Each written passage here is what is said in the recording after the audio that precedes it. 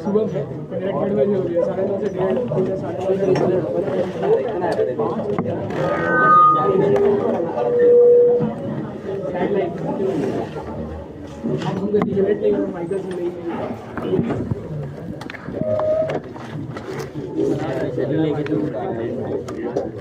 बहुत बढ़िया भाई।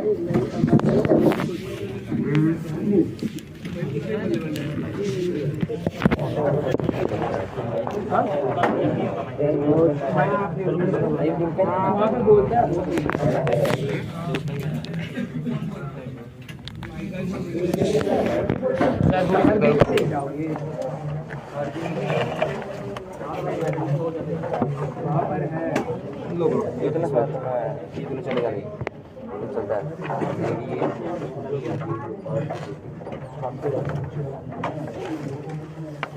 बना तो दिया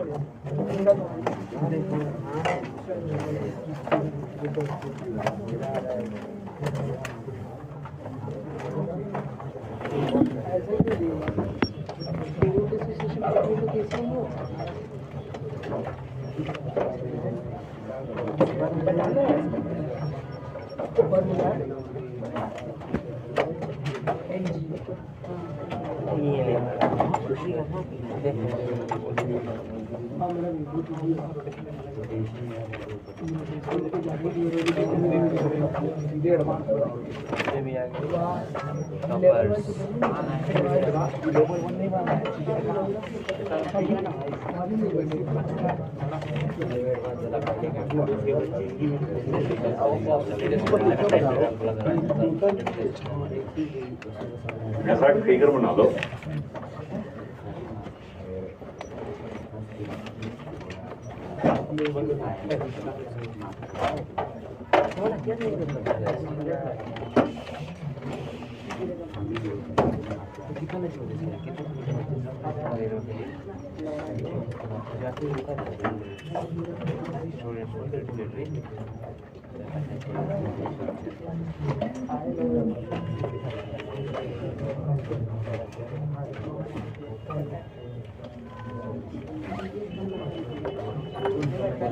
ठीक है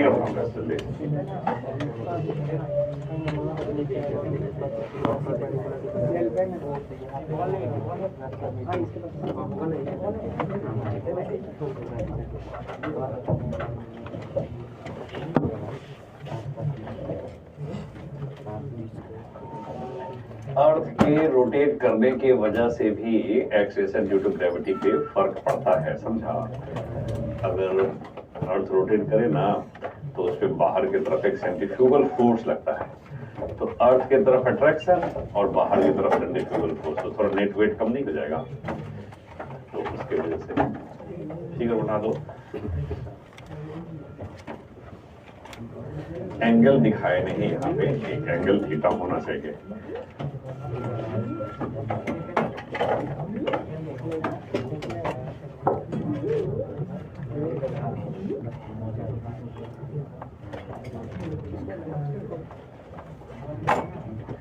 free body diagram of a particle at latitude gives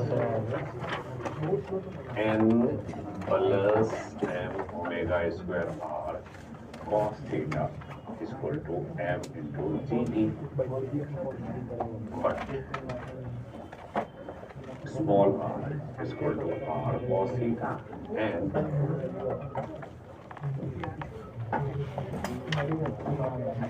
therefore n बराबर m times of ge minus omega square r cos square theta. Hence, g effective is equal to n by m is equal to ge minus omega square r cos square theta। लिखो लिखो लिखो, समझा दो जल्दी figure उठाओ और लिखो।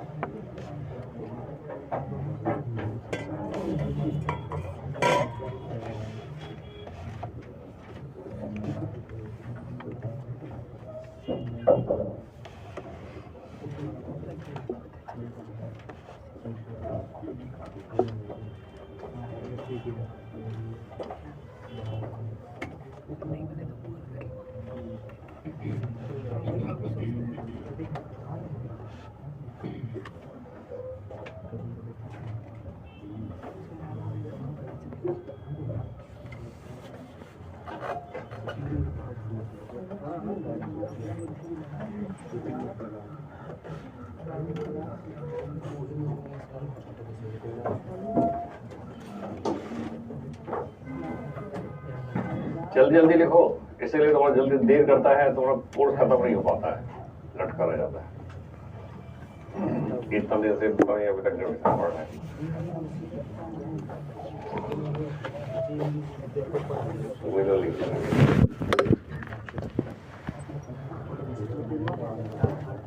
मान लो ना कि ये अर्थ का एक ग्लोब है और अर्थ अपने वर्टिकल एक्सिस के अबाउट रोटेट कर रहा है कांस्टेंट वेलोसिटी ओमेगा से। तो किसी भी इक्वेटर के रेस्पेक्ट में मान लो एंगल नापना शुरू करते हैं, तो किसी भी एंगल थीटा पर किसी पार्टिकल को देखेगा ना, तो वो पार्टिकल एक ऐसे सर्किल में चक्कर लगाएगा, ये पार्टिकल m है, वो ऐसे सर्किल में चक्कर लगाएगा जिसका सेंटर c है, ना कि सेंटर o है, c है सेंटर उसका। तो सेंटर का जब रेडियस निकालेगा तो ये एंगल थीटा है, ये रेडियस यहाँ से r है, तो ये स्मॉल r का वैल्यू r cos थीटा के बराबर हो जाएगा। तो सेंट्रीफ्यूगल फोर्स दिखाया, मतलब अर्थ पे खड़ा होकर फील करो, तो इधर लगेगा आउटवर्ड, इस सी सेंटर के रेडियली आउटवर्ड डायरेक्शन में सेंट्रीफ्यूगल फोर्स और towards the centre gravity force. अब इस सेंट्रीफ्यूगल फोर्स का दो कंपोनेंट ले सकता है, समझा। एक कंपोनेंट इधर होगा ओमेगा स्क्वायर आर, मान लो M omega square R sine theta, और एक कंपोनेंट इधर होगा M omega square R cos theta. तो M omega square R sine theta का कोई बात नहीं है, ये तो टेंजेंशियल फ्रिक्शन से बैलेंस हो जाता है। लेकिन जो M omega square R cos theta है, इस पर विचार करो, तो n plus M omega square R है जो अर्थ के सेंटर से रेडियली आउटवर्ड है, और gravity force mg towards the centre of earth. तो अगर ये बॉडी इस दिशा में फ्लाई ऑफ नहीं करता है तो इधर का और इधर का फोर्स को इक्वेट करोगे तो यहाँ से नॉर्मल का वैल्यू निकल के आया है ना, स्मॉल r की जगह r cos थीटा पुट किया है बच्चा, तो ये नॉर्मल का वैल्यू निकल के आया, समझा। अब तुम लॉज ऑफ मोशन मान लो कभी पढ़ा होगा ना, तो ऐसा क्वेश्चन किया होगा कि जैसे मान लीजिए कोई एलिवेटर है, एलिवेटर में मान लो कोई ब्लॉक रखा हुआ है या रस्सी से कोई ब्लॉक हैंग कर रहा है, तो इसका एक्सेलेरेशन ए नॉट ऊपर की तरफ है, तो इसमें रस्सी में टेंशन कितना होगा। या मान लो कि जमीन पर अगर कोई ब्लॉक एम मास का रखा हुआ है तो इस पे नॉर्मल कितना होगा, तो नीचे की तरफ एम जाएगा। और अगर ये एलिवेटर जा रहा है ऊपर की तरफ तो शूडो फोर्स लगेगा नीचे की तरफ। तो अगर इस पर तुम अगर खड़े हो जाते हो तो इसके रेस्पेक्ट में ये तुमको स्टेशनरी दिखेगा, तो टोटल फोर्स ऊपर का टोटल फोर्स नीचे का बैलेंस करोगे तो n का value m Guna g plus a not. तो यहाँ से जो g इफेक्टिव निकालते हैं ना बच्चा, उसका वैल्यू n बाई m के बराबर होता है, और उसको हम लोग g प्लस a नॉट, बोलो ऐसा लिखते हैं कि नहीं लिखते हैं। इसका मतलब है कि अगर कोई एलिवेटर ऊपर की तरफ जा रहा है तो effective acceleration due to gravity उसके अंदर g प्लस a नॉट होता है, वो n बाई m के बराबर होता है, समझा। ऐसा क्वेश्चन तुम्हारे वर्कबुक में भी है, तुम बनाया होगा, देखो हम बताते। जैसे मान लो वेइंग मशीन है यहाँ पे, अब उस पर खड़े हो गए, 60 केजी का दिखा रहा है। अब अगर ये पूरा का पूरा क्लासरूम बहुत तेजी से ऊपर की तरफ जाने लगेगा तो वेइंग मशीन मेरा वजन बढ़ा देगा कि नहीं। तो मान लो 60 केजी से 70 केजी कर दिया, तो ये 70 केजी कहाँ से लाया मालूम। सोचो ये ग्रेविटी ये न्यूटन में नहीं बता रहा है, जबकि हम लोग तो जानते हैं mg बताना चाहिए उसको, लेकिन वो केजी में बता रहा है। तो क्या किया होगा कि मेरा जो वेट है mg, उसमें a नॉट को जोड़ दिया होगा, तो टोटल फोर्स हो गया होगा mg प्लस a नॉट, उसमें g से डिवाइड कर दिया होगा। यानी कि ये मास को इधर रखोगे ना तो ये m times of g effective, इसमें g से डिवाइड करने से उसका वैल्यू 70 आता होगा, समझा। बढ़ जाने से g का मतलब 10 से डिवाइड करता है, 9.8 से डिवाइड करता है, तब वो 70 केजी बताता है, समझ गया। इसका मतलब है कि effective acceleration due to gravity का जो वैल्यू है ना, नॉर्मल बाई मास के बराबर होता है, वो जी प्लस ए नॉट। तो अगर एलिवेटर ऊपर जाता है तो जी प्लस ए नॉट, नीचे आता है तो जी माइनस ए नॉट। समझ गया? तो उसी के हिसाब से हम कर रहे हैं कि किसी भी जगह पर नॉर्मल बाई मास वही effective acceleration due to gravity होता है। हमको नॉर्मल कितना फील होगा, तो वो m गुना जी इफेक्टिव। तो उसी तरीके से यहाँ पर नॉर्मल कितना फील होगा, m गुना जी इफेक्टिव। जी इफेक्टिव तो effective acceleration due to gravity का वैल्यू जैसे यहाँ g प्लस ए नॉट होता है, तो उसी तरीके से यहाँ पर g इफेक्टिव का value g minus omega square R cos square theta. समझा? तो अब इसमें क्या है, दो केस है। तो एक चीज देखो कि अगर हम लोग इक्वेटर पर चले जाते हैं तो वहां पर थीटा का वैल्यू 0 डिग्री। देखो इक्वेटर पर रहेगा तो थीटा का वैल्यू 0 डिग्री। तो थीटा 0 डिग्री के केस में कॉस थीटा का वैल्यू मैक्सिमम होता है, तो इसका मतलब सेंट्रीफ्यूगल फोर्स मैक्सिमम होता है। तो वहां पर एक्सेलरेशन ड्यू टू ग्रेविटी का वैल्यू मिनिमम होता है। समझा? जैसे मान लो कि तुमको हम कुछ एग्जाम्पल ले, मान लो गोल घर देखा है ना, गोल घर का दीवार मान लो हम उसको मैग्नेट का बना देते हैं, साउथ पोल का, और नॉर्थ पोल तुमको डाल देते हैं, तो तुम दीवार पर कहीं भी खड़ा रहोगे तो चिपके हुए रहोगे, खूब जोर से चिपके हुए रहो। अब गोल घर खूब तेजी से रोटेट करने लगे, तो उसके दीवार पे तुमको फिसला के नीचे दीवार पे ला दिए, छत ऊपर नहीं दीवार पे ला दिए, तो तुम गिरोगे नहीं, कहेंगे उस तुमको चिपकाए हुए।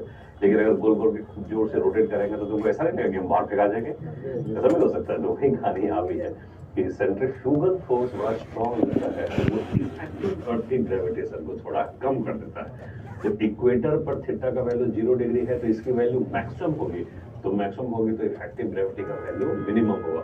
और पोल पर थीटा का वैल्यू 90 डिग्री चले जाओगे तो वहां पर एक्सेलरेशन ड्यू टू ग्रेविटी का वैल्यू मैक्सिमम होता है। तो पोल पर जी का वैल्यू मैक्सिमम, इक्वेटर पर मिनिमम। ये दो बात है। इसमें खास टाइप का क्वेश्चन भी होता है कि एक दिन कितने घंटे का होना चाहिए कि इक्वेटर पर खड़ा आदमी जस्ट उड़ने की स्थिति में आ जाए, मतलब इसका मतलब just about to fly off कर जाए।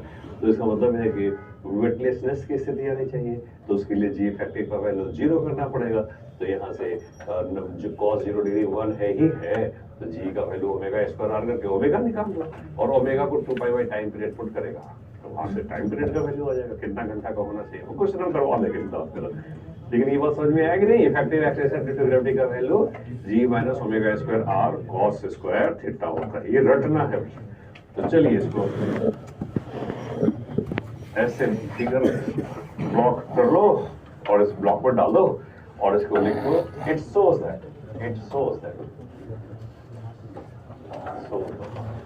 Due to earth rotation,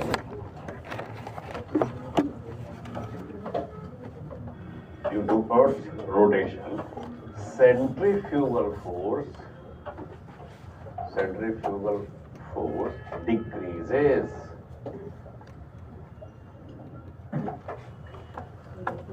Effective acceleration due to gravity. Full stop. At equator, theta बराबर 0 डिग्री, देयरफॉर जी इक्वेटर बराबर जी मिनिमम बराबर G E minus omega square R. At pole theta बराबर 90 degree, therefore G at pole बराबर G max बराबर GE. पोल पर maximum, equator पर minimum.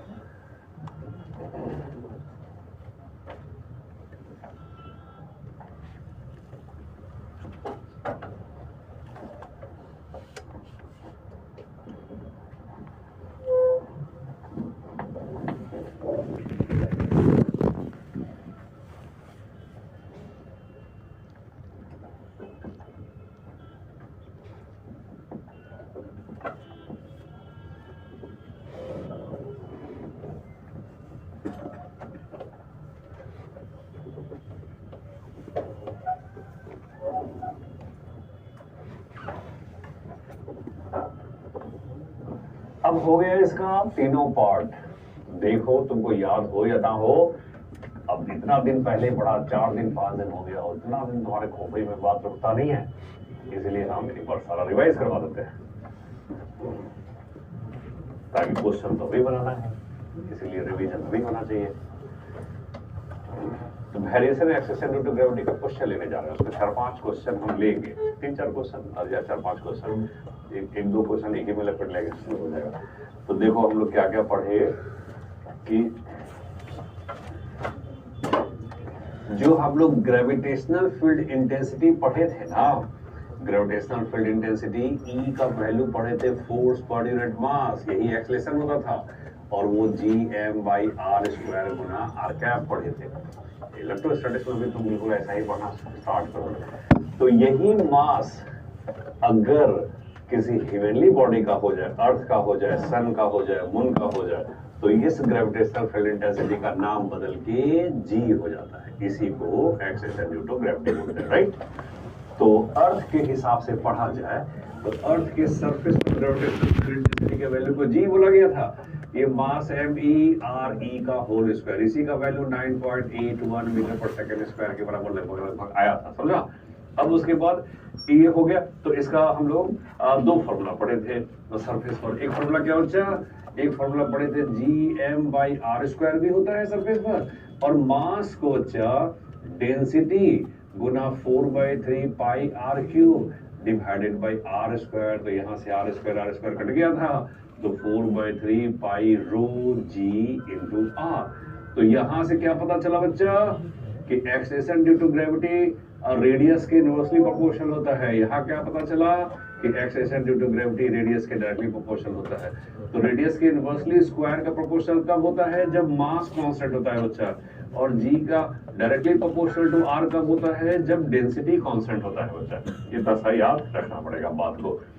अब ये हो गया एक्सेलेरेशन ड्यू टू ग्रेविटी का इंट्रोडक्शन, डेफिनेशन। अब एक्सेलेरेशन ड्यू टू ग्रेविटी कैसे वेरी करता है, तो हम तुमको 3 केस पढ़ाए, भले नंबरिंग देके नहीं पढ़ाए। तो ये मान लीजिए अर्थ है, तो इसका सरफेस पर एक्सेलेरेशन ड्यू टू ग्रेविटी सबसे ज्यादा होता है, उसका वैल्यू बढ़ा दिए। तो जैसे जैसे ऊपर जाते हैं वैसे वैसे एक्सेलेरेशन ड्यू टू ग्रेविटी का वैल्यू घटता जाता है। काहे? आगे तो ये सॉलिड स्फीयर है यार, तो सॉलिड स्फीयर से ऊपर की तरफ जाओगे तो 1/r² का डायरेक्टली प्रोपोर्शनल होता है, ये वाला फॉर्मूला लगेगा, तो r का वैल्यू बढ़ते जाएगा तो G का वैल्यू घटेगा नहीं। तो अब उसके घटने का 2 केस लिए थे। केस नंबर 1 था कि अगर h का जो वैल्यू है वो r के तुलना में कंपेरेबल है, तो उस केस में Gm/r प्लस h का होल स्क्वायर होता। और अगर h का value very very less as compare to r है, तो G विथ हाइट का value GE into 1 minus 2h/r। ये दोनों केस का ध्यान रखना पड़ेगा। और अगर कंपेरेबल है तो ये एग्जैक्ट वैल्यू देता है, ये अप्रॉक्सीमेट वैल्यू देता है, लेकिन ये एप्लीकेबल तब होता है जब ये और अर्थ के सरफेस के अंदर भी चले जाएंगे तब भी G का वैल्यू विथ डेप्थ डिक्रीज करता है, तो उसका value GE into 1 minus h/r। तो स्मॉल हाइट के लिए ये, लार्ज हाइट के लिए ये, लेकिन किसी भी डेप्थ, चाहे स्मॉल डेप्थ हो चाहे लार्ज डेप्थ हो, सब के लिए ये लग जाता है, राइट। और तीसरा केस ये बताया, हाइट के साथ पहला केस, डेप्थ के साथ दूसरा केस, और तीसरा केस जो G इफेक्टिव होता है वो G minus ω² r cos square theta. Revision हो गया, क्वेश्चन स्टार्ट कर।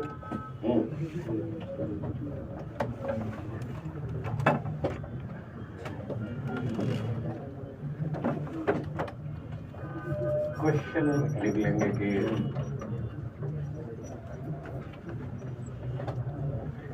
find height at which acceleration due to gravity by Earth will reduce first way.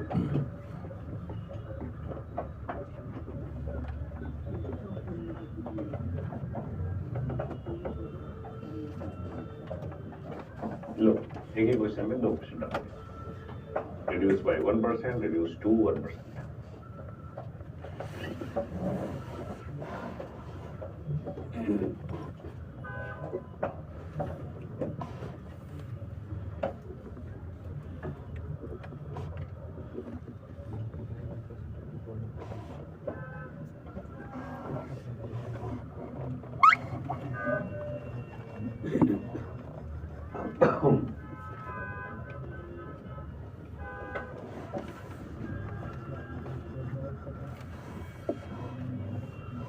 बहुत आसान टॉपिक है, क्वेश्चन पूछता भी है इससे और बन भी जाता है ग्रेविटेशन में।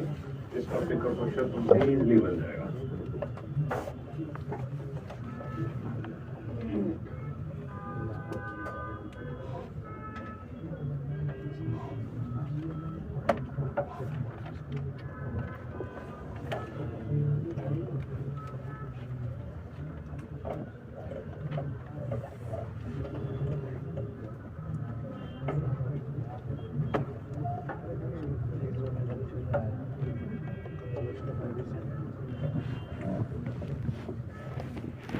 आया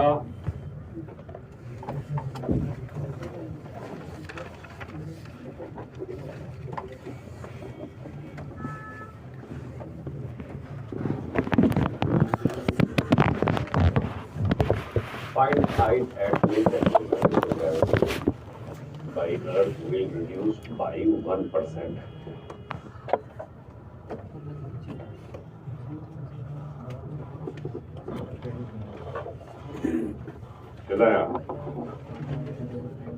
वर्ड नहीं बनता है। अरे 1%, तो तुम ये बताओ 1% बड़ा क्वांटिटी है कि छोटा क्वांटिटी है? छोटा पर खूब ज्यादा हाइट पे जाना पड़ेगा कि कमी हाइट पे ये काम हो जाएगा? कमी हाइट पे आ जाएगा तो क्या फॉर्मूला बताया था स्मॉल हाइट के लिए? जी बराबर, यानी कि G equal to G into 1 minus 2h। कहाँ क्वाड्रेटिक बनेगा तुम थोड़ा बताओ तो।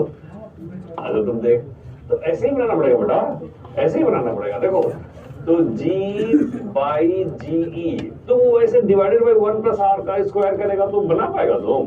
तो छोटा है तो छोटा को छोटा के हिसाब से तुम हैंडल करो। एक डिक्रीजेस बाई 1%, यानी बहुत थोड़े अमाउंट से घटना है। थोड़ी हाइट पर जाओगे तो इतना सा घट जाएगा 1%।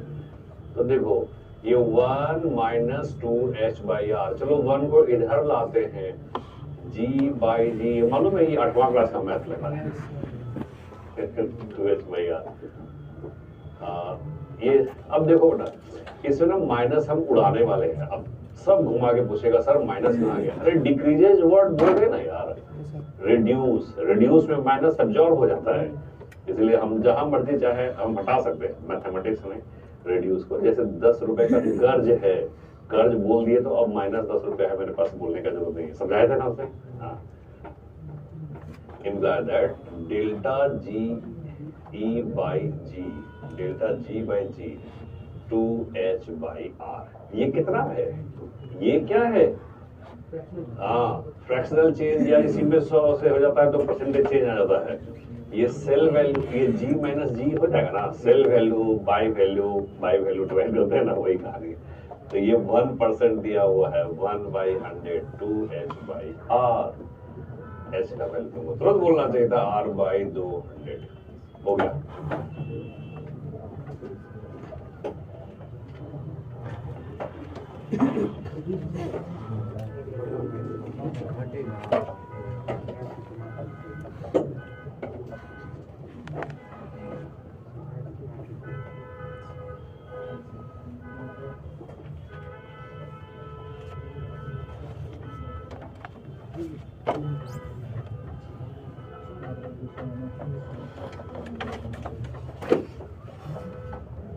हो गया। अब तुम ये बताओ सेकेंड केस में डिक्रीजेस टू 1%, ये बड़ा चेंज है या छोटा ही चेंज है? बहुत बड़ा चेंज है। 1% रह जाएगा मात्र। सोचो कि यहाँ पे जमीन पर अगर 10 मीटर पर सेकंड स्क्वायर है तो उसका 1% होने का मतलब है 0.1 मीटर पर सेकंड स्क्वायर एक्सेस ना जाए। उसके लिए बहुत हाइट पे जाना पड़ेगा। क्या फॉर्मूला लगेगा? r प्लस एच का whole square, gm by r plus. अब वो लगाओ, वो भी ऐसा आ जाएगा, तुरंत आ जाएगा।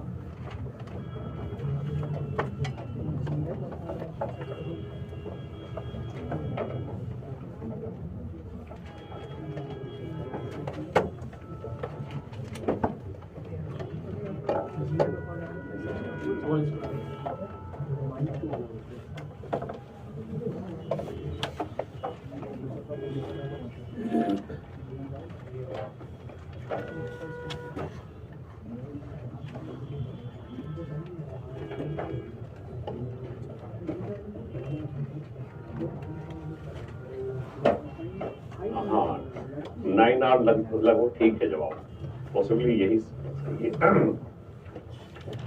देखो G इक्वल टू G, ऐसे भी कर सकते हो GM by R plus H का whole square, that is equal to, हम क्या करते हैं बच्चा कि ऊपर नीचे आर स्क्वायर से गुना कर लेते हैं, आर प्लस एस का होल स्क्वायर, ऐसा कर लेते हैं, है ना। ऐसे भी हो सकता है, दूसरे तरीके से भी हो सकता है। ठीक कर रहे हैं तो वैसे ही किया, कैसे किया बोलो, कैसे करें, जो किया वही बताओ, वैसे ही कर देंगे। पहले इधर बताओ, समझा दो कि कैसे किया। तो लो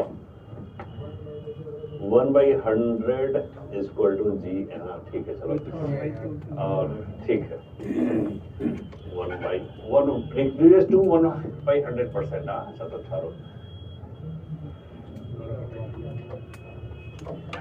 G is equal to G गुना 1/100%, ऐसा ना लिखा है, तो बोलो GM by R plus H का whole square equal to GM by R square गुना 1/100, जैसे बोलेगा वैसे बना देंगे।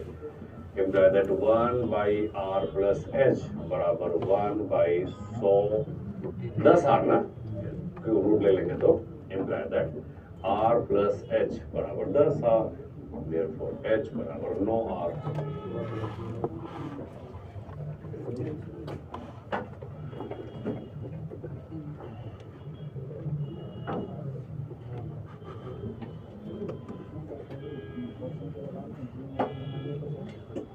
क्वेश्चन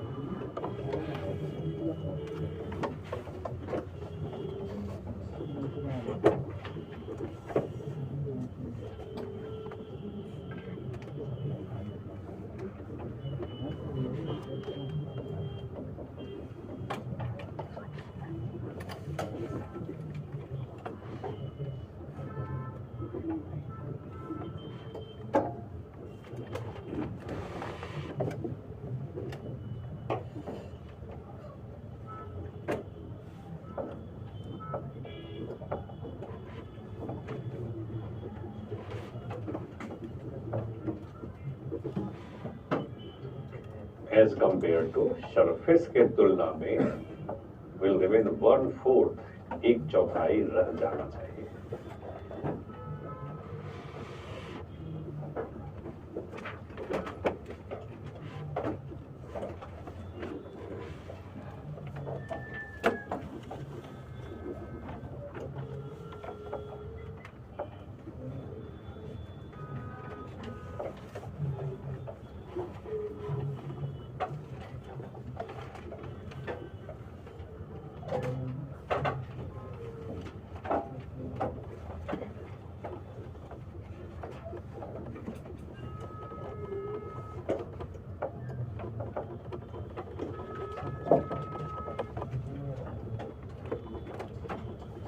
इसमें थोड़ा मैथमेटिकली ही 1/2 का बोला होता है क्वेश्चन, स्ट्रेट फॉरवर्ड क्वेश्चन में हमें ज्यादा परेशानी नहीं होगा।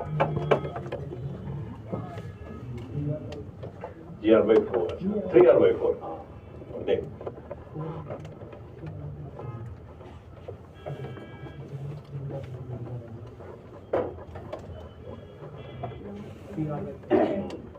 ठीक है।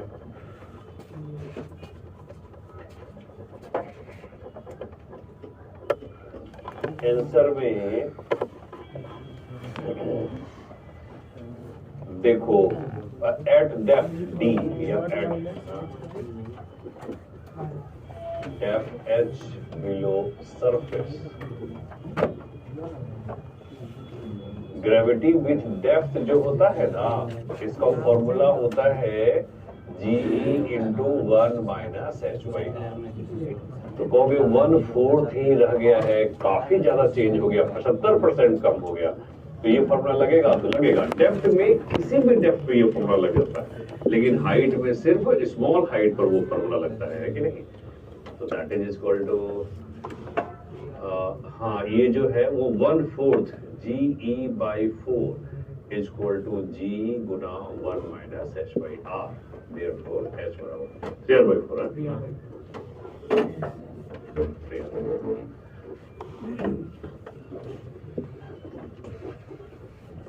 और क्वेश्चन 2-3 क्वेश्चन और है इसमें, जितना क्वेश्चन का वैरायटी है वो क्वेश्चन हम नहीं छोड़ते।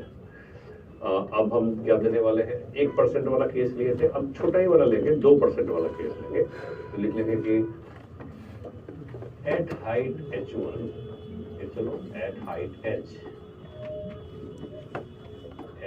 And at depth d below earth surface,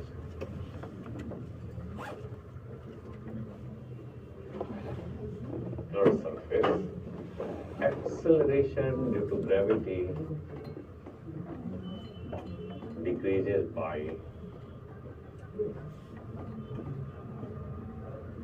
2%. Find ratio h by d.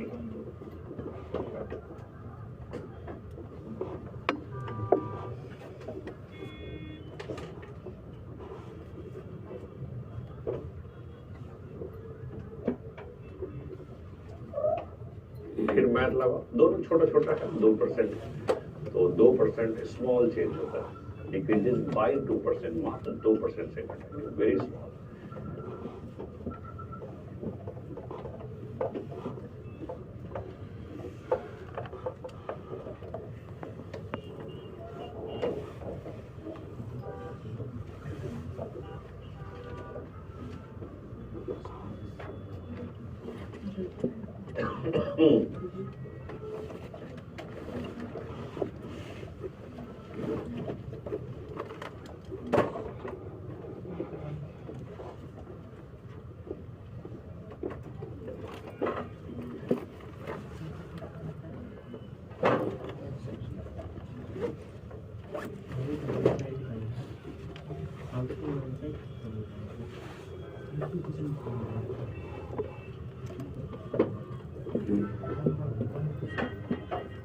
कितना?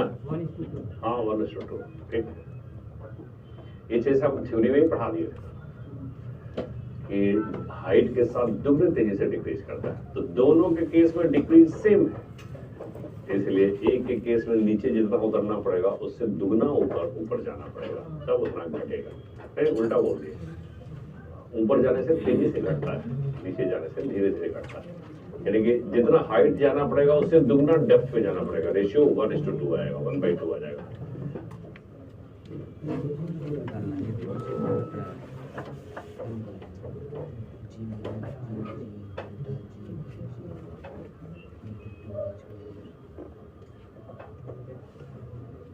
और small change G with height जो होता है बच्चा, GE minus 2h by r, imply that GH by G minus G बराबर -2h by r, GH minus G by G 2h by r, imply that delta GH by G minus 2h by r. Question number 1 with depth.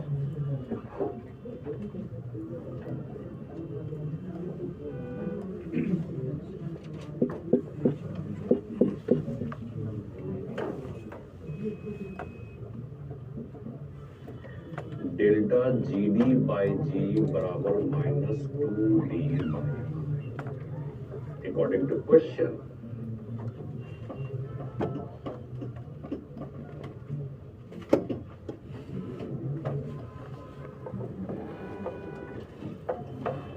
According to question, delta GH by G बराबर delta GE by GE बराबर 2%, therefore। अच्छा, यहाँ पे कुछ गलत हो गया क्या? ये D by R होता है ना, डेप्थ के साथ तो D by R होता है ना, हाइट के साथ 2h by R होता है, डेप्थ के साथ D by R। From 1 and 2 h by d कितना बोला 1/2 ना दोनों को इक्वेट कर देगा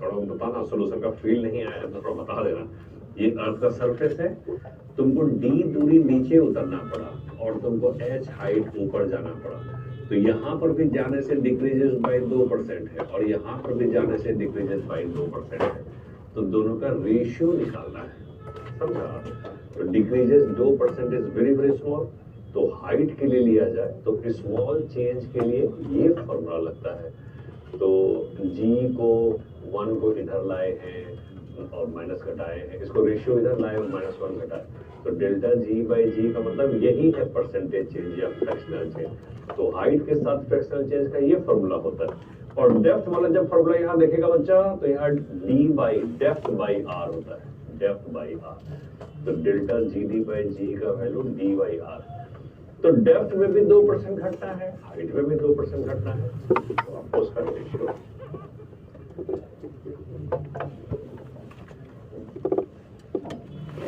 अब अगला 2 क्वेश्चन हम कैसा लेने वाले हैं उसको देखो पहले ही बता देते हैं ताकि तुम जल्दी जल्दी इसका आंसर करो g का value gm by r square होता है तो अब हम क्या करेंगे कि मास का मान लीजिए कि अर्थ का ये है तो मास का कोई ऐसे प्लैनेट के बारे में विचार करिए जिसका मास इतना % ज्यादा है और रेडियस इतना % ज्यादा है या कम है समझा तो अर्थ का और उसका ऐसे अर्थ का ग्रेविटेशन इतना है तो उसका बताइए कितना होगा ये है ना इस तरीके से तो जो परसेंटेज है वो 2 वैरायटी लेंगे तो मालूम भी होगा एक छोटा % दिया जाता है एक बड़ा % दिया जाता है छोटा % दिया जाता है तो वो डिफरेंशिएशन वाले से आता है और जो बड़ा % लिया जाता है तो वो 8वां क्लास वाले नियम से आता है तो दोनों एक लेते हैं छोटा वाला आसान है पहले छोटा वाला कर लेते हैं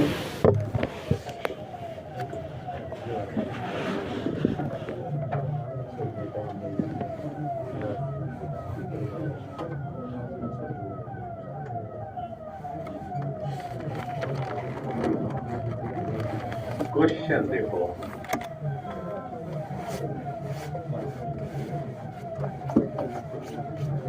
acceleration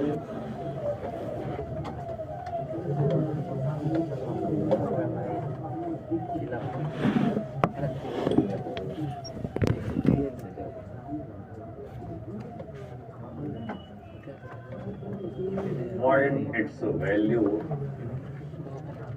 on planet with mass 2% more and radius 0.5% less as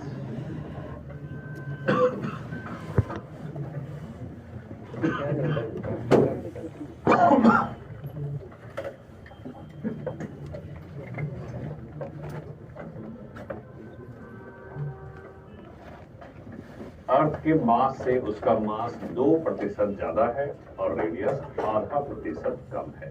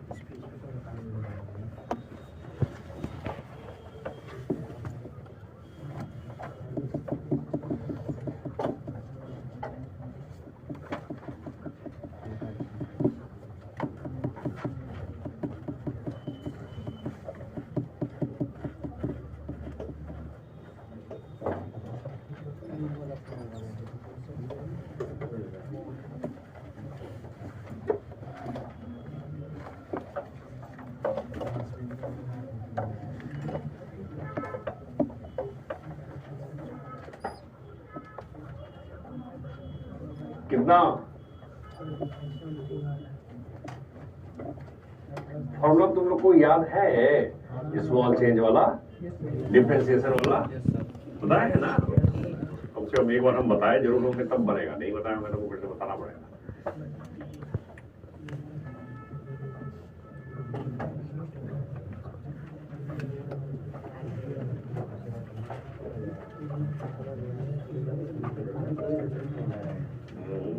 ये तो कट जाता है। हाँ, जो डिफरेंशिएशन वाला था उसी से बनाया, तो उस मेथड से कभी नहीं बना पाएगा, उस मेथड से कभी बनेगा। डिफरेंशिएशन वाला पता है ना? बोलो बोलो। तो g का वैल्यू क्या होता है? बोलो gm/r²। तो अब बोलो delta g by G, therefore अब बोलो क्या लिखे? Delta m/m। अच्छा, ये g का वैल्यू तो कांस्टेंट है, पहले फॉर्मूला लिख लो, डेल्टा m/m देन माइनस, इसका मतलब पता है 2 टाइम्स ऑफ डेल्टा r/r। तो अब देखो, तो दैट इज इक्वल टू, तो देखो बच्चा जी प्लस, अच्छा चलो बराबर में लिख देते हैं पहले, बराबर डेल्टा m का वैल्यू कितना है? 2% एंड माइनस 2 टाइम्स ऑफ, ये बोलो डेल्टा r/r कितना है? माइनस 0.5, डिक्रीजेस है। देखो जब एक इंक्रीज करता है बच्चा मोर, जब एक इंक्रीज करता है तो प्लस साइन लिया है, लेकिन जब एक डिक्रीज करता है लेस तो माइनस साइन, माइनस 0.5%। ये कितना आ जाएगा? 3%। वही हम उम्मीद कर रहे थे। अच्छा अब देखो क्या करना है।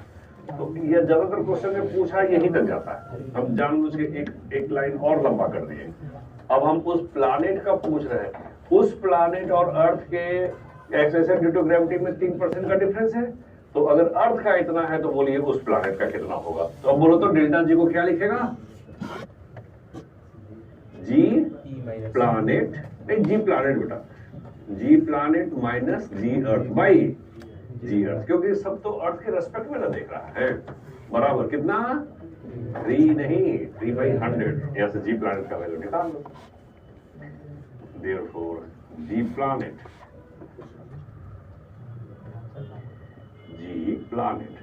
बराबर G जोड़ 3/100G 1.03 गुना G।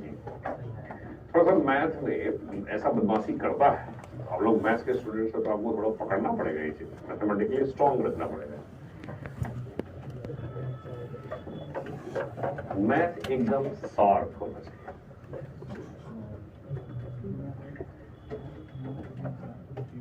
तुमको एक्सेलेरेशन ड्यू टू ग्रेविटी पे हम जितना क्वेश्चन बता देंगे, उतना क्वेश्चन बनाने के बाद तुम PYQ भी बनाओ, बन जाएगा, लेवल 1 भी बनेगा, बन जाएगा, नहीं बनेगा फिर लिया हम उसको डिस्कस कर देंगे क्लास में।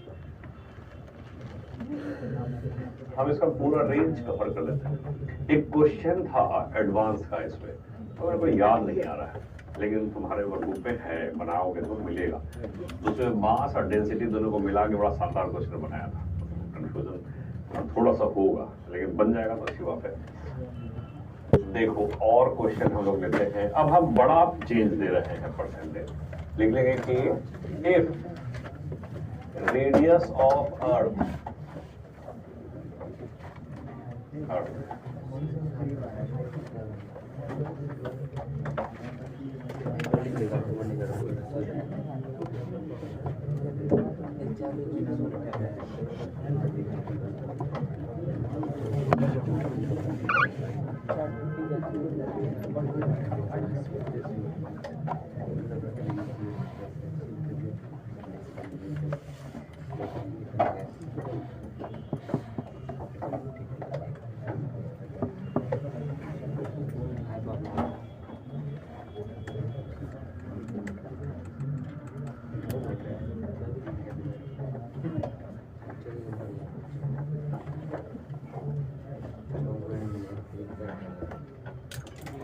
find percentage change in acceleration due to gravity at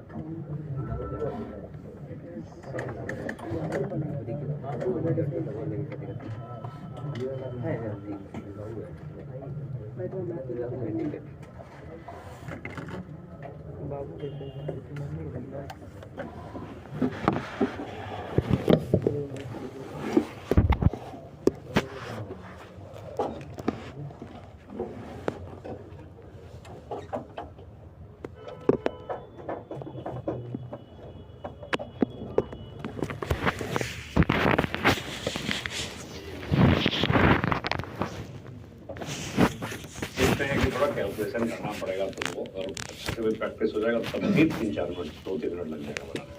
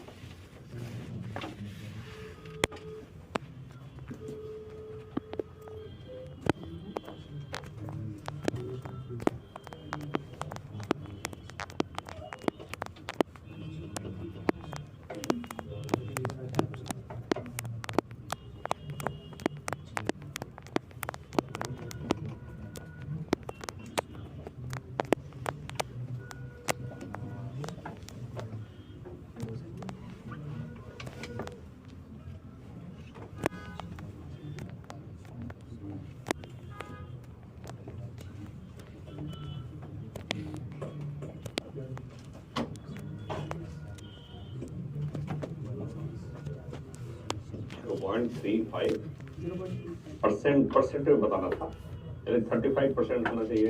yes sir. Remember है, देख लेते हैं।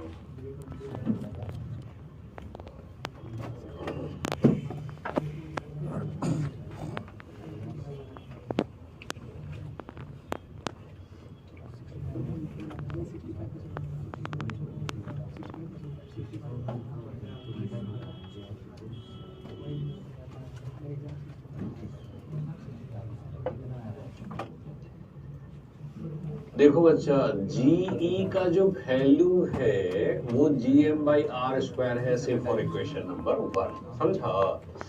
और जो g डैश हो जाएगा, g मास के जगह पे क्या लिखेंगे? m/4 मास के जगह पे 4m/5। हाँ, 4m/5 ठीक बोला क्या? मास डिक्रीजेज बाय, ठीक है बोल रहा है, डिक्रीजेज बाय 20%। तो को ऐसे नहीं बोल सकते हो, मास में 20% घट गया है और रेडियस 50% इंक्रीज है। Radius of earth increases by 50%, यानी r प्लस 50% ऑफ r का स्क्वायर, यही ना है।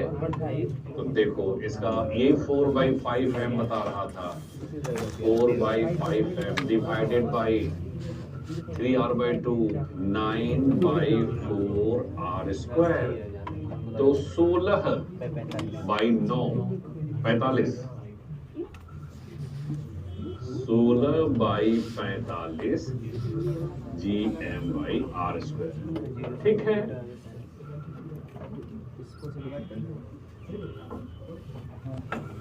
डिवाइड कर देंगे आप, dividing 1 and 2 from 1 and 2।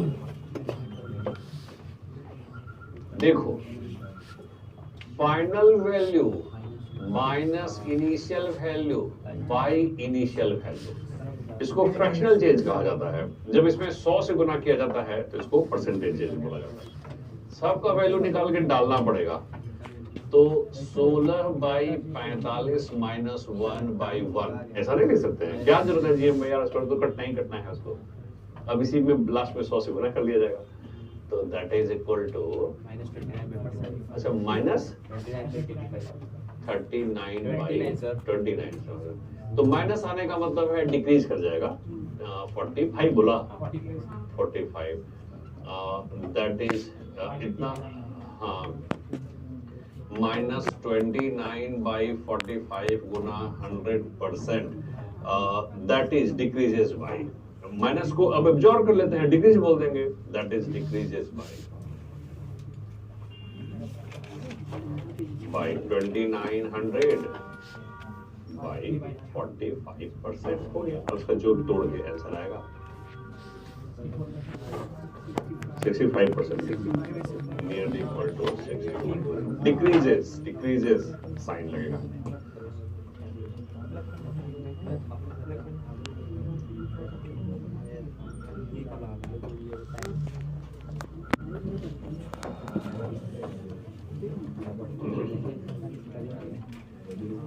Question में if density of a plane increases by 20% and radius decreases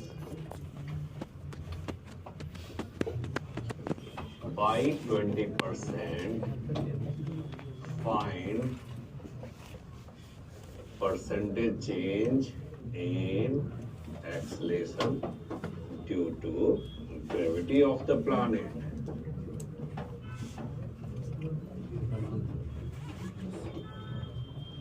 Find percentage change in acceleration due to gravity of the planet.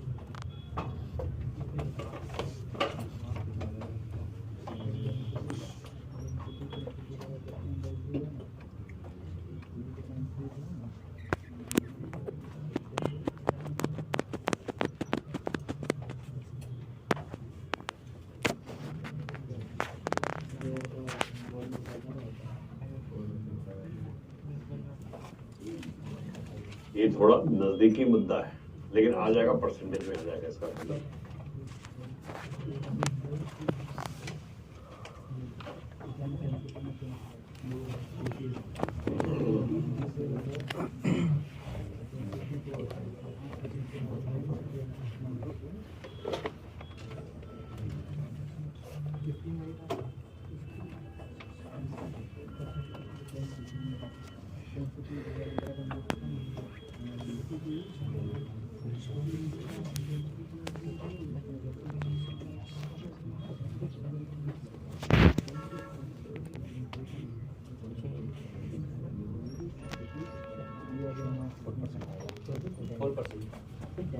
कितना आया?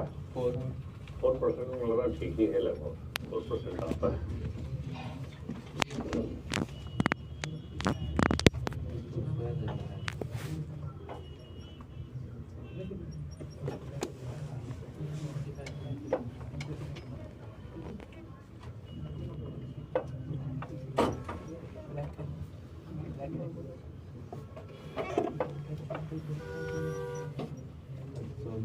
बोलो क्या फॉर्मूला लगेगा, बोला जाए? जीएमएम को नॉलेज करते थे, बिल्कुल भी नहीं लगेगा, नहीं बताएगा। फॉर्मूला क्या लगेगा? हाँ, जी रो 4/3 पाई आर ना, तो थोड़ा उल्टा कर दिया, कांस्टेंट टर्म को एक साथ लिखता, 4/3 पाई जी रो इंटू आर। देखो फॉर्मूला भी नहीं बता रहा है, तो लोग घर से बिल्कुल भी पढ़ के नहीं आया, हम जो कि आज रिवाइज भी करवाए, फॉर्मूला ही नहीं मालूम तो बताया कैसे? देखिए, तो मास और वॉल्यूम दोनों को कैरी करना है। तो अगर और रेडियस में कनेक्शन दिया है तो तुमको जबरदस्ती मास हटाना पड़ेगा, और वही वाला फॉर्मूला यूज करना पड़ेगा जिसमें डेंसिटी और रेडियस दिया हुआ है। नहीं बना सकता है, ये फॉर्मूला लगाना ही पड़ेगा। अब देखो इसको, चलो इक्वेशन 1 कर लेते हैं।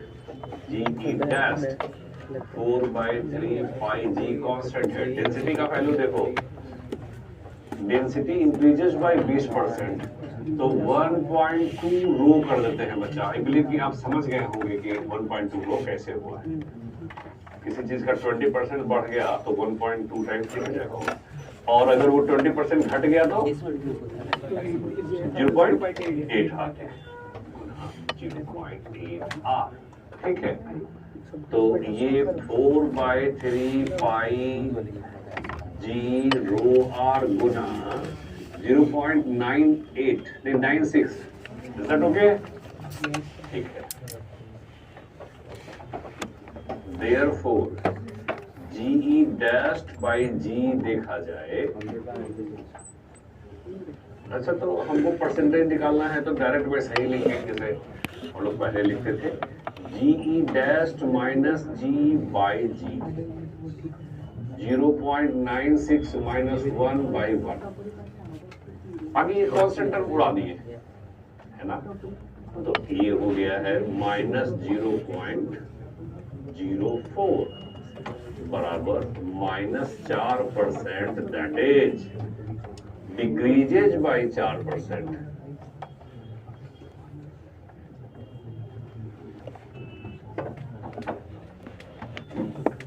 Decreases by 4%।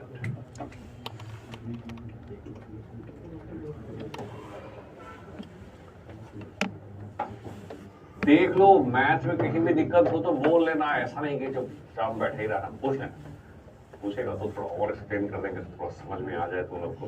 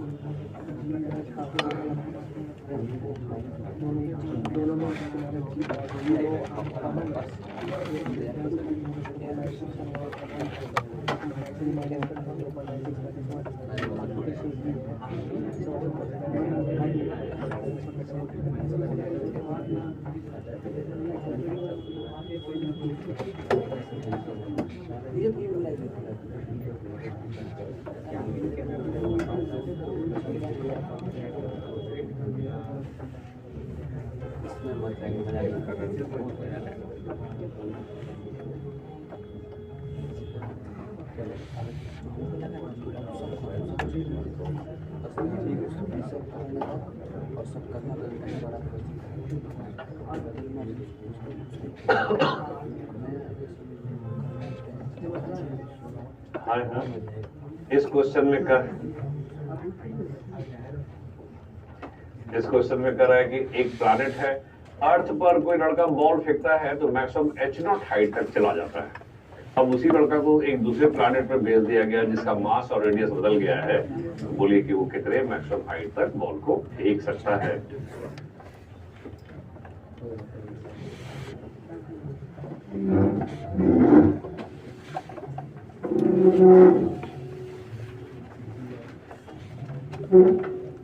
फिर दिमाग लगाओ, आंसर बताओ।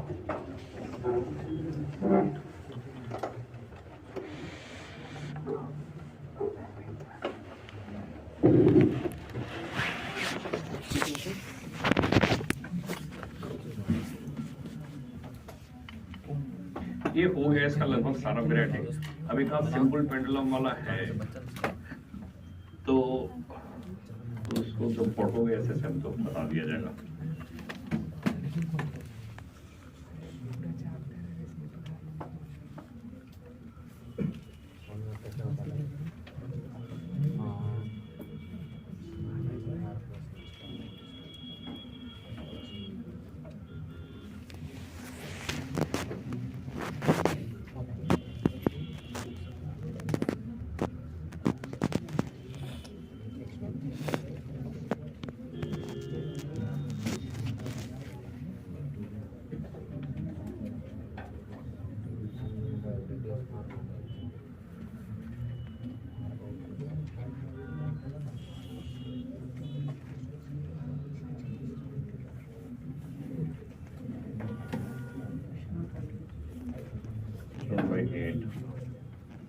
90% चांस है कि बात सही हो।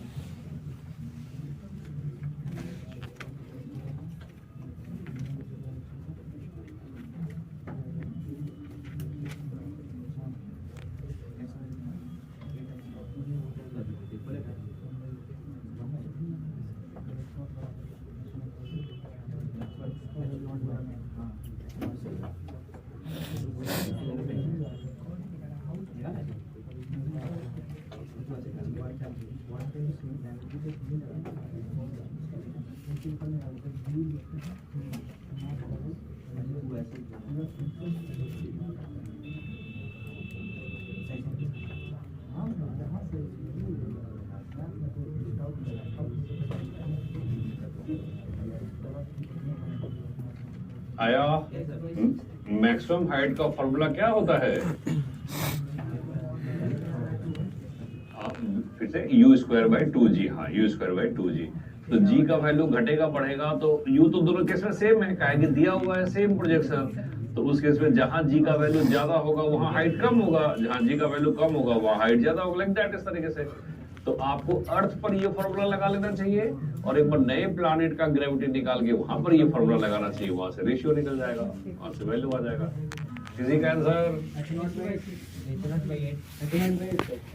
भाई 8 आ रहा है, तो 6 कैसे आ गया? देखो हमको 8 ठीक लग रहा है, काहे कि मास जो है ना रेडियस हाफ हो गया तो ये 4 गुना बढ़ा देगा और मास दुगना है तो 8 गुना बढ़ा देगा। तो g 8 गुना हो गया तो हाइट 8 गुना कम हो जाएगा। नहीं, ठीक कर रहा है। h बाई h0 बाई 8 जवाब ठीक लग रहा है, लेकिन 6 वाले देख लीजिए एक बार। वैसे हम फाइनल बताएंगे लिख के।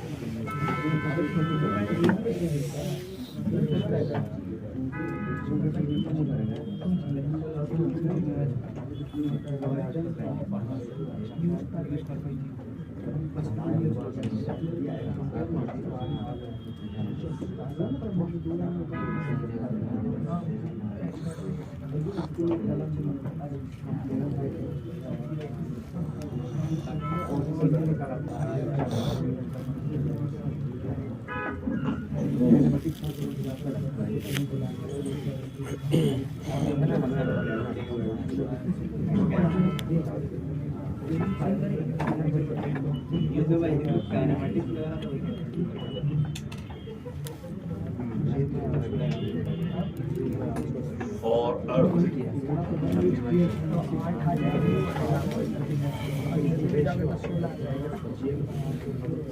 u square by 2g equation number 1.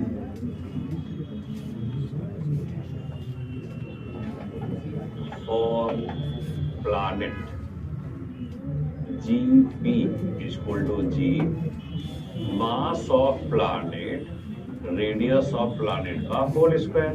क्या? तो g Guna mass of planet को क्या लिखे बोलिए? 2m। और रेडियस ऑफ प्लैनेट को क्या बोल लिखे? r/2 का होल स्क्वायर। यानी कि 8 times of gm by r square बराबर 8 टाइम्स ऑफ g के बराबर हो जाएगा कि नहीं? क्योंकि g का वैल्यू तो मास अर्थ का ही लिया हुआ है सब। Therefore H planet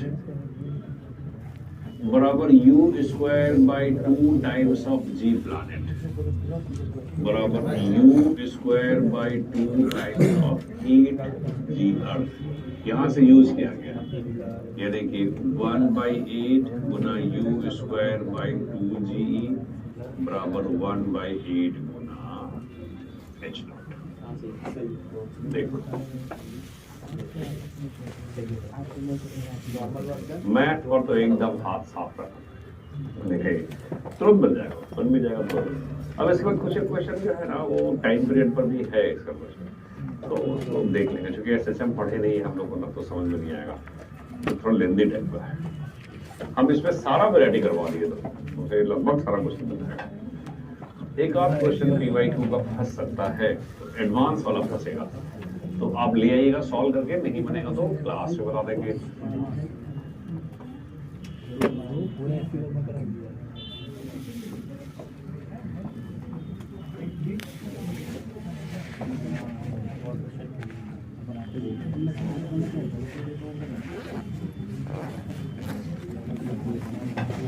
planetary motion या ऑर्बिटल मोशन देख लो।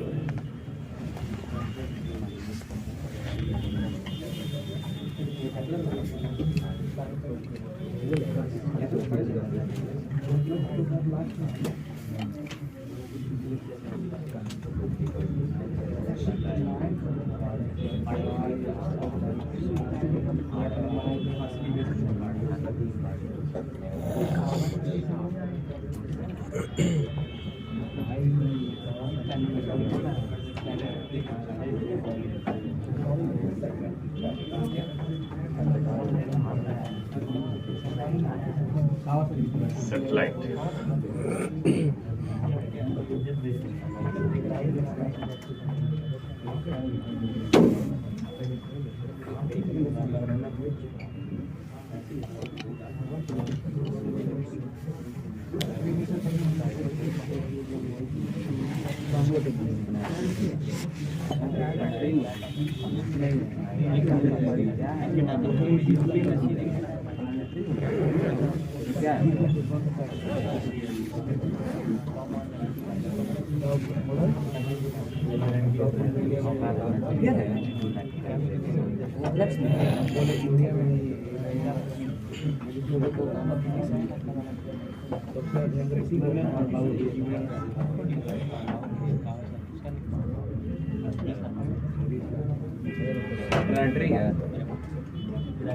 लिख लिया, फिगर बना लो एक, जल्दी से फिगर बना लो।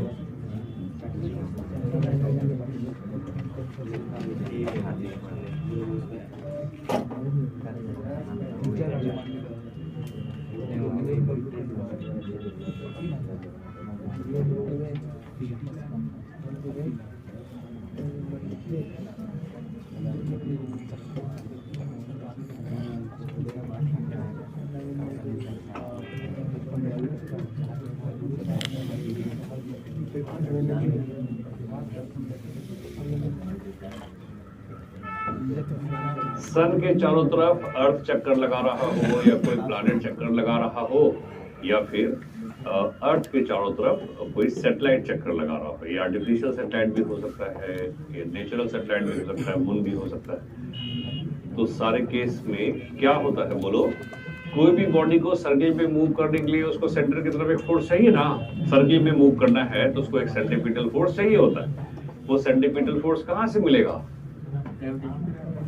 ग्रेविटेशन अट्रैक्शन से। ग्रेविटेशन अट्रैक्शन से ये इसके चारों तरफ चक्कर लगा रहा है, तो मान लो अर्थ के चारों तरफ मून चक्कर लगा रहा है, तो मून पर जो अट्रैक्शन लगेगा वही उसको सेंट्रीपिटल फोर्स सप्लाई करेगा, तभी वो चक्कर लगाएगा। सेंट्रीपिटल फोर्स का आवश्यकता क्यों होता है बोलो?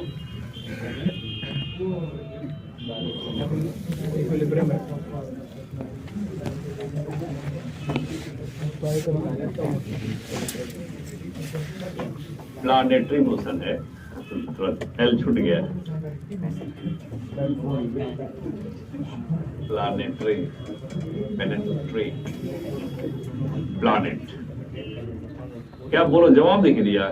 इस सर्कुलर मोशन में मूव करने के लिए सेंट्रीपिटल फोर्स का आवश्यकता क्यों होता है? वेलोसिटी हर वक्त चेंज होता रहता है, ठीक है जवाब, क्योंकि मैग्नीट्यूड तो चलो कांस्टेंट रहेगा, लेकिन वेलोसिटी भी चेंज हो गया, इसका मतलब उसको एक्सेलेरेशन चाहिए। बिना एक्सेलेरेशन का वेलोसिटी चेंज नहीं हो सकता, तो इसलिए उसको सेंटर की तरफ सेंट्रीपिटल फोर्स चाहिए। और मालूम है सेंट्रीपिटल फोर्स कोई फोर्स नहीं है, बल्कि वो एक रिक्वायरमेंट है, एक चाहिए उसको किसी फॉर्म में। तो वो सेंट्रीपिटल फोर्स यहाँ पे किस फॉर्म में मिलता है? Gravitational attraction. समझा? तो देखो यहाँ पे हम तुमको यहाँ क्या बताना चाह रहे हैं, लिखवाएंगे अभी फिर से तुमको। तो देखो अर्थ का मास मान लो m है और पार्टिकल का मास या प्लैनेट का मास, वो सैटेलाइट का मास मान लो m है, तो बोलो ग्रेविटेशनल अट्रैक्शन दोनों के बीच में कितना लगेगा? G/r², that should be equal two centimetre force. क्या फॉर्मूला? mv²/r। इसको m v नॉट बोलेंगे, इसको ऑर्बिटल मोशन बोला जाएगा। तो यहाँ से एक r कटेगा ना, तो ऑर्बिटल वेलोसिटी का फॉर्मूला हो जाएगा √gm/r। फिर उसके बाद क्या करेंगे कि v नॉट को ओमेगा बाई r करेंगे और ओमेगा निकालेंगे और ओमेगा को 2 बाई टाइम पीरियड भी लिखेंगे। तो यहाँ से टाइम पीरियड का वैल्यू भी निकाल के बताएंगे। तो चलिए एक लाइन लिख लीजिए कि लिख लेंगे हम लोग कि all satellite moves around the planet, all satellite moves around the planet, or planet moves around sun, or planet moves around sun in circular path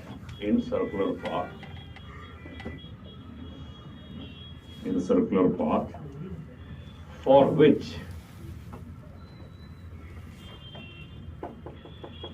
necessary centripetal force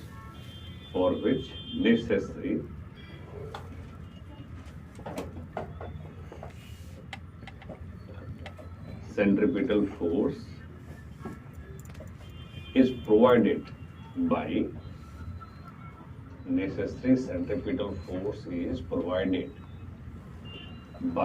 gravitational attraction.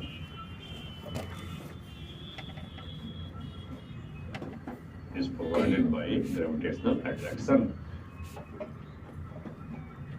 Hence, नीचे लिख लो Gmm/r² is equal to mv0²/r। यहाँ पे जो figure बनाया है ना, यहाँ पे रोटेशन का वेलोसिटी v0 दिखा सकते हो, तो एक m कैंसिल हो जाएगा, r का वैल्यू भी कैंसिल हो जाएगा। Therefore, v0 is equal to √gm/r। ये ऑर्बिटल स्पीड है।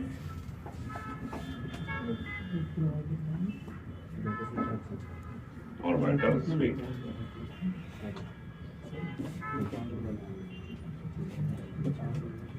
imply that ω/r, ठीक, ओमेगा r, v0 का वैल्यू ओमेगा r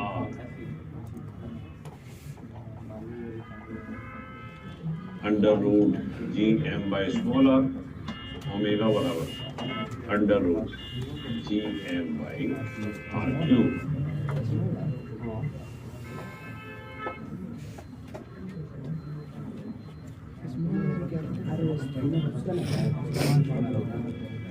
ओमेगा का वैल्यू 2 होता है, समझा? ये एसएसएम में पढ़ेगा तुम लोग। Omega is nothing but 2π/t।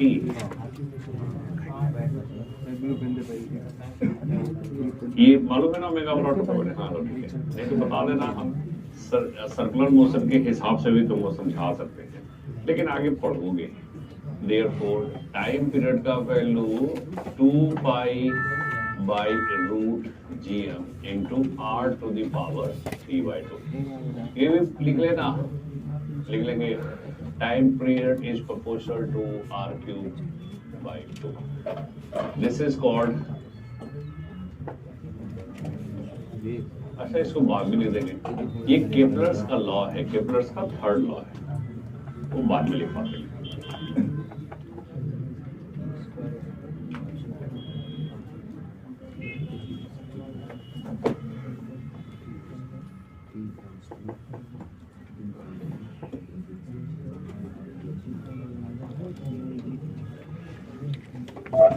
फिर यहाँ पर एक हेडिंग दो बच्चा, लिखो एनर्जी कंसीडरेशन।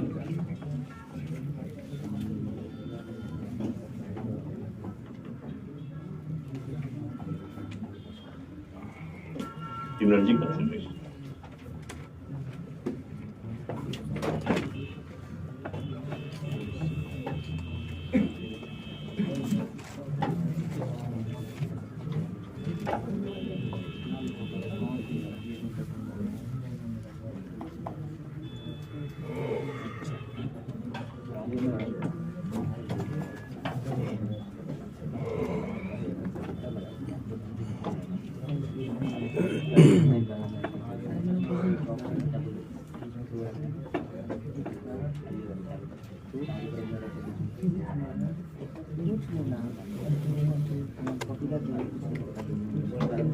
अब बोलो, इसको देख लो, एनर्जी कंसिडरेशन का मतलब अर्थ के चारों तरफ सन चक्कर लगा, ये सन के चारों तरफ अर्थ चक्कर लगा, या अर्थ के चारों तरफ सैटेलाइट चक्कर लगा।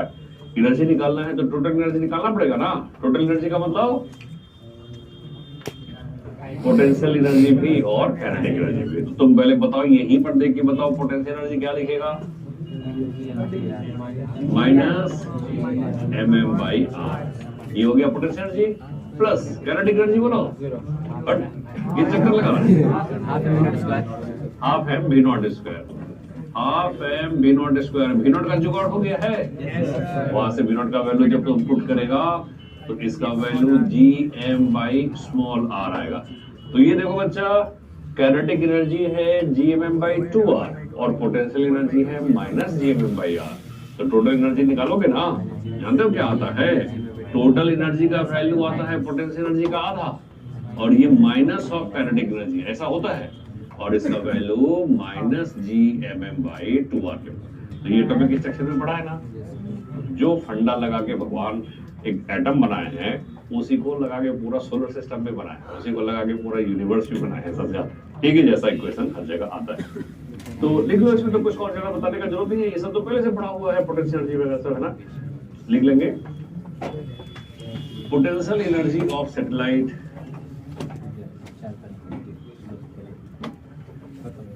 U बराबर minus GM/r and kinetic energy K बराबर हाफ m v नॉट का स्क्वायर, हाफ m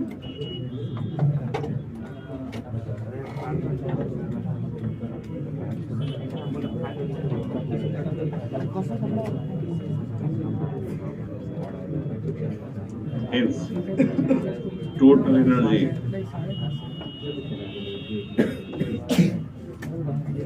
E बराबर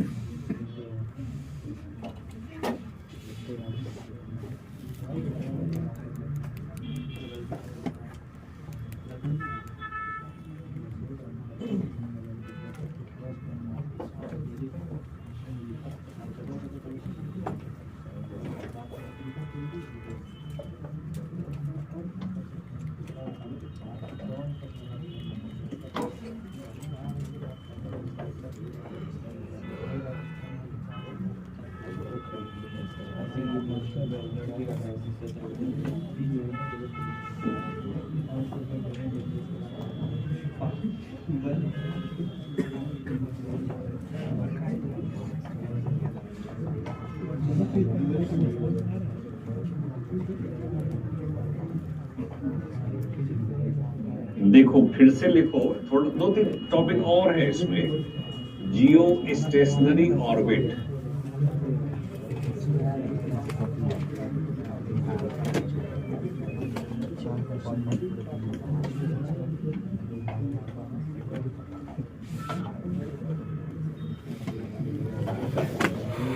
geostationary orbit.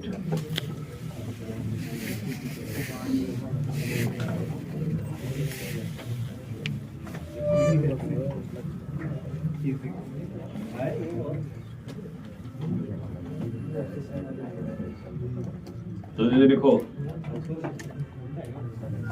जियोस्टेशनरी ऑर्बिट का बताइए कोई डेफिनेशन।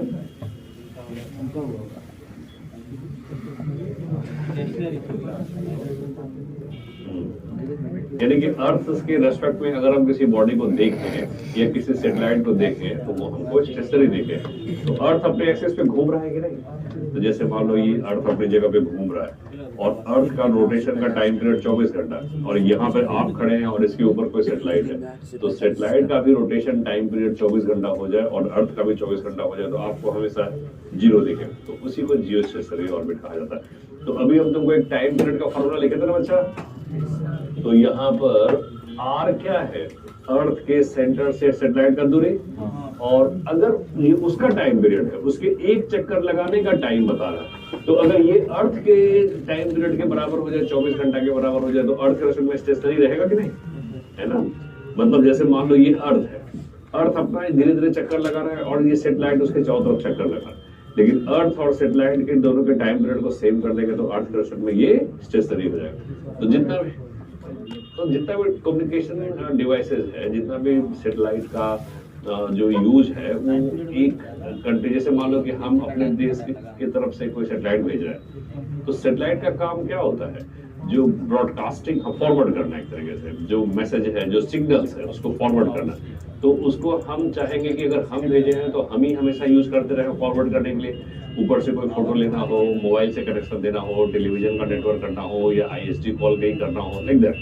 तो अब मान लो कि अर्थ का और उसके रोटेशन का टाइम पीरियड अगर बदल जाएगा, तो अगर अभी हमारे सामने है तो 2 घंटा के बाद वो पाकिस्तान के ऊपर चला जाएगा, हो सकता है 4 घंटा के बाद वो यूरोप के ऊपर चक्कर लगाने लगेगा, तो हम उसको फिर यूज नहीं कर पाएंगे, विजिबल ही नहीं होगा, यहाँ से हमारे कंट्रोल में ही नहीं रहेगा। इसलिए हमारे अर्थ का टाइम पीरियड और उसका टाइम पीरियड दोनों सेम होना चाहिए। तो इसका टाइम पीरियड T यहाँ पुट किया जाए ना, 24 घंटा, तो उससे जो रेडियस आता है वो 42,400 किलोमीटर है। यानी कि अर्थ के सेंटर से 42,400 किलोमीटर या अर्थ के सरफेस से 36,000 किलोमीटर की ऊंचाई पर एक ऐसा जगह है, एक ऐसा ऑर्बिट है कि उस ऑर्बिट पर रखा हुआ सारा सैटेलाइट का टाइम पीरियड अर्थ के टाइम पीरियड के एग्जैक्टली बराबर। तो अर्थ के रेस्पेक्ट में स्टेशनरी दिखेगा, तो आपको जो कंट्रोल चाहिए, जो चीज चाहिए, वो आपको थोड़ा सिग्नल भेजता रहता है। तो लिखेंगे if time period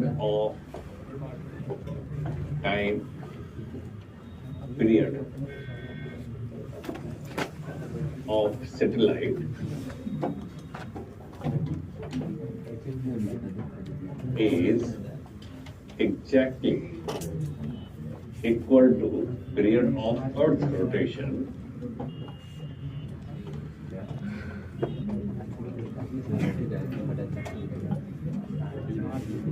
is exactly equal to period of Earth's rotation, then it observes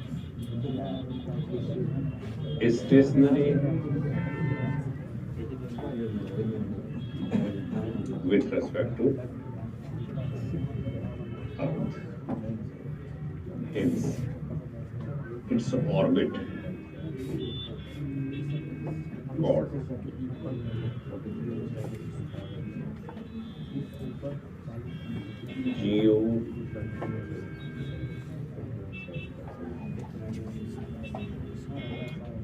called geostationary orbit.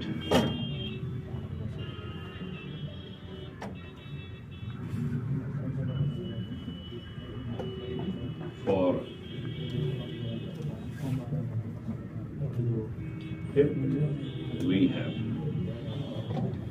T is equal to 2 pi by root GM into R divided to 10.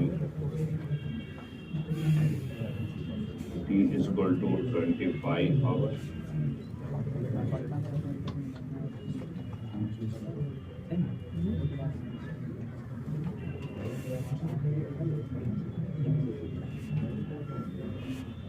We get R बराबर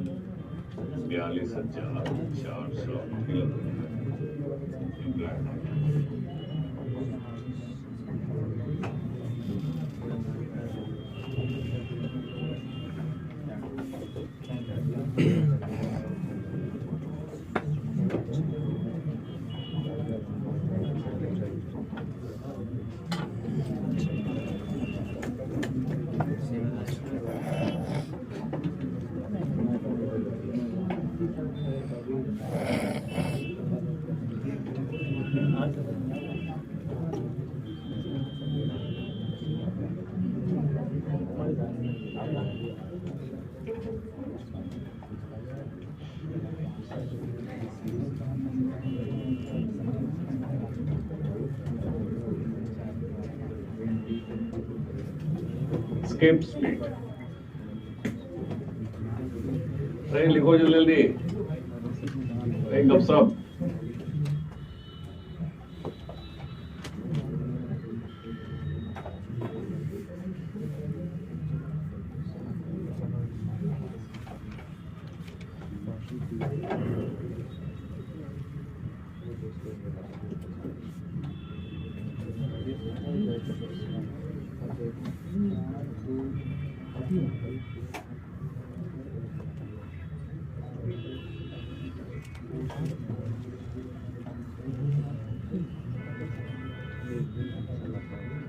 तुम जगह बदल लो तो अपना, तो उधर chair पे बैठो, फिर को चलो एक चेयर छोड़ो, तो उधर वाले चेयर पे जाके बैठो। लिखाई छोड़ छोड़, एक तो लिखने का स्पीड बहुत कम है, खाली गप मारता है, एक क्वेश्चन बना के दिखाया नहीं।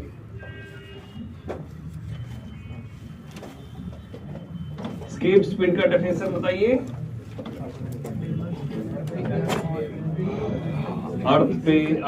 अर्थ से इतने स्पीड से फेंका जाए कि वो दोबारा लौट के ना आए। अच्छा, इसको वेलोसिटी नहीं कहा जाता है, स्पीड क्यों कहा जाता है? आप किसी भी दिशा में फेंक दीजिए, उसका हर केस में वैल्यू एक ही जैसा होगा। आप सीधा ऊपर फेंकिए या हॉरिजॉन्टल फेंकिए। अब हॉरिजॉन्टल ऐसा नहीं फेंकिए किसी बिल्डिंग से टकरा जाए, तो बस खाली किसी से टकराए नहीं और एयर रेजिस्टेंस ना लगे उसके ऊपर, तो एकदम वो छोड़ देगा, चाहे किसी भी डायरेक्शन। इसको डायरेक्शन से कोई मतलब नहीं।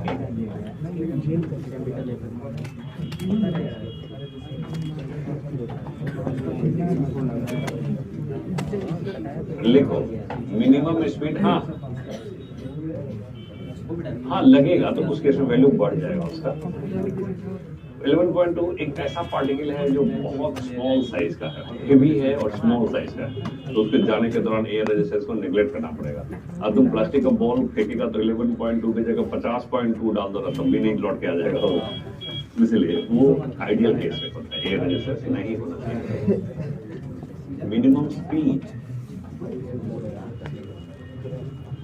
given to a particle here required.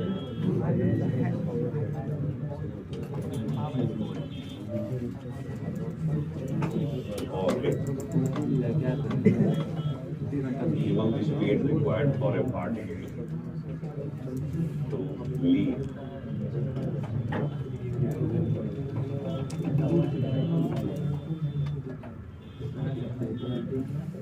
field of Earth.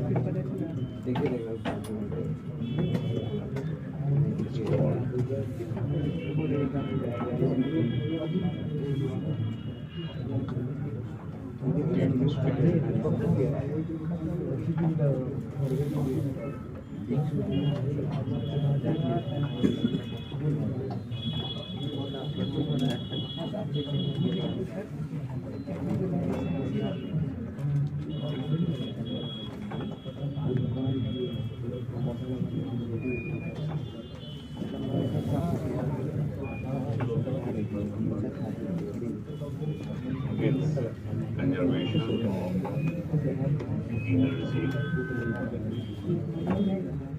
between surface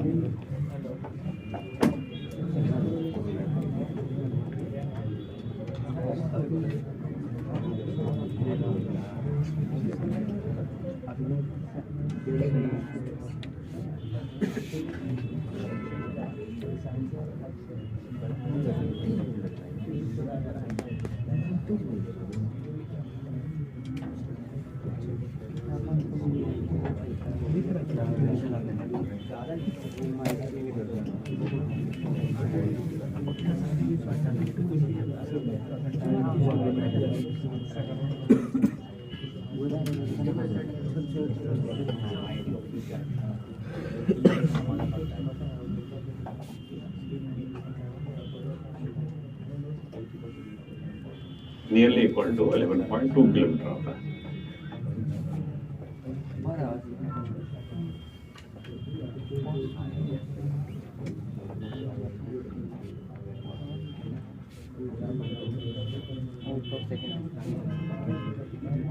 conservation of energy से ही आता है वो। उसको अर्थ के ग्रेविटेशनल फील्ड को लीव कर जाना है, इसका मतलब इन्फिनिटी पे पहुंच जाना है। तो इन्फिनिटी पर पोटेंशियल एनर्जी हम लोग जीरो मानते हैं क्योंकि वही रेफरेंस लेवल होता है। और कहा जाता है कि एस्केप स्पीड के लिए मिनिमम स्पीड चाहिए। मिनिमम स्पीड का मतलब है कि जब वो इन्फिनिटी पर पहुंचे तो वहां पर जाकर रुक जाए।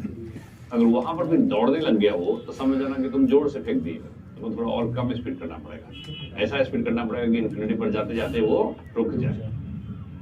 इसीलिए फाइनल काइनेटिक एनर्जी को जीरो लिया गया। इन्फिनिटी पर पहुंच भी जाए, वहां पोटेंशियल एनर्जी जीरो हो जाए और वहां जाके रुक भी जाए, यानी कि वहां का काइनेटिक एनर्जी भी जीरो हो जाए।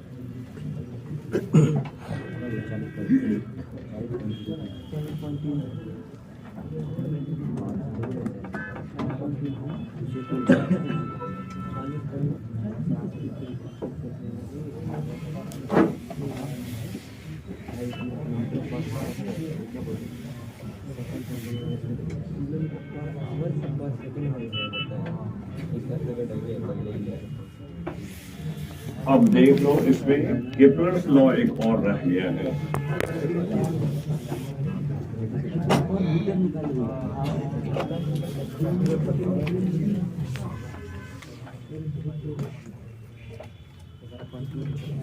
फर्स्ट लॉ,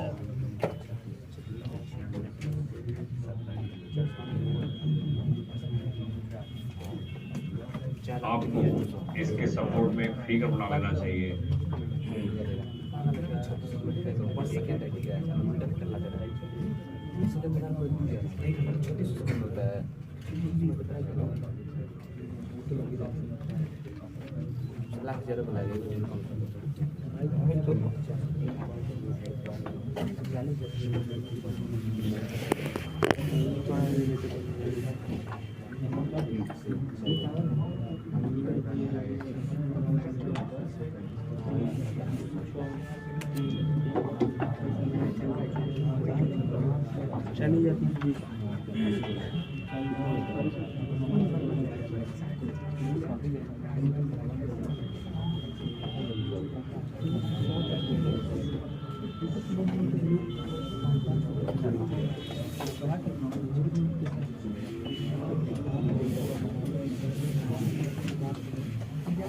ये कैसा फिगर होगा, जल्दी जल्दी।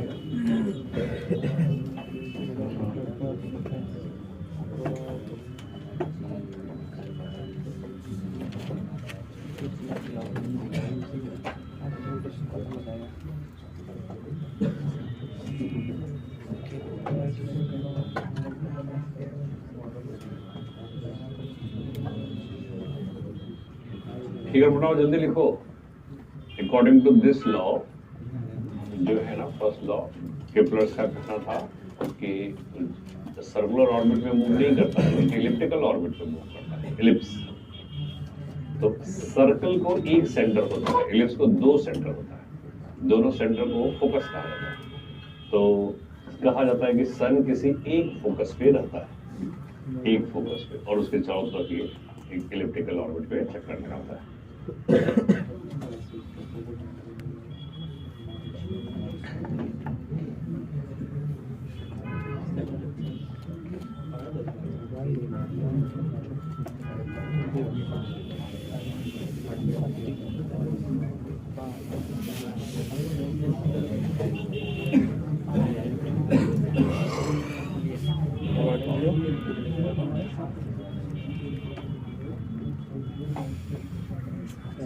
First law.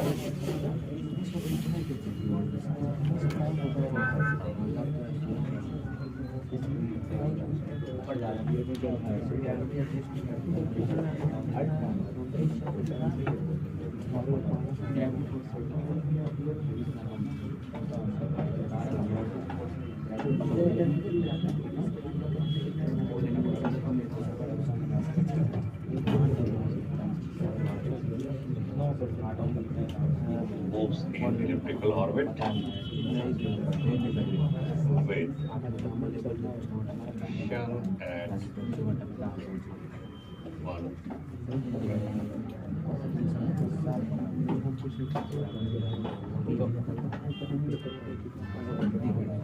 position at one focus. Full stop. During motion.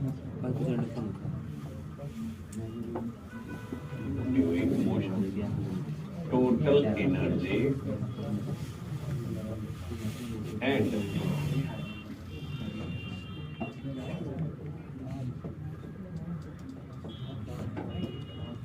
angular momentum remain conserved.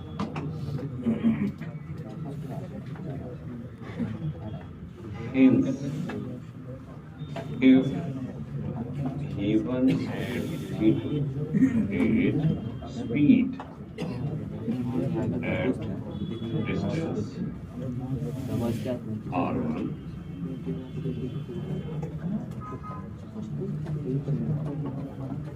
shortest point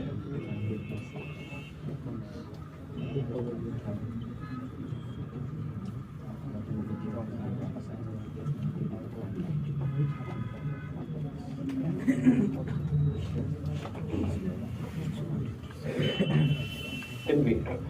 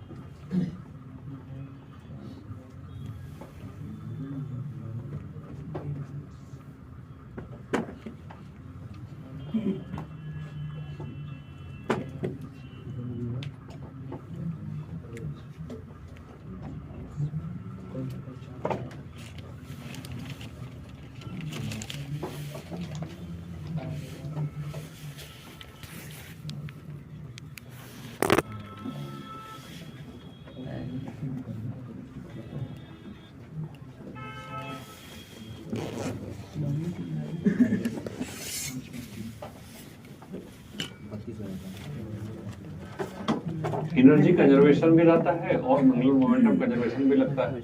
तो U1 प्लस K1 बराबर U2 plus K2 imply that minus Gmm by R1 plus half m G1 square बराबर minus Gmm by R2 plus half m G2 square.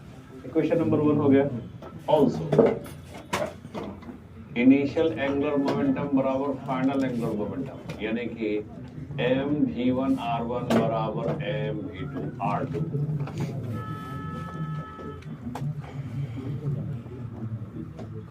ये दो equation लग जाता है। ये Kepler's के फर्स्ट लॉ में ये सारा बात। एंगुलर मोमेंटम कंजर्व होता है, हम आपको पढ़ाए थे ये चीज कि ग्रेविटेशनल फोर्स सेंट्रल फोर्स है, सेंटर की तरफ लगता है, इसलिए सेंटर के अबाउट उसका टॉर्क 0 होता है, इसलिए एंगुलर मोमेंटम कंजर्व। तो v1r1 बराबर v2r2। यहाँ से एक चीज और निकल के आता है बच्चा, हम लिख भी सकते हैं imply that v into r बराबर constant, imply that v inversely proportional to 1 by r। ये कांस्टेंट लिखा हुआ है, v inversely proportional to 1 by r का क्या मतलब हो गया, जहां पर दूरी ज्यादा होगा वहां स्पीड कम होगा। जब अर्थ सबसे शॉर्टेस्ट डिस्टेंस पे होता है तो उस समय वो धीरे धीरे मूव करता है, और जब वो क्लोजेस्ट डिस्टेंस पे आता है तो जल्दी जल्दी मूव करता है, तेज स्पीड से मूव करता है।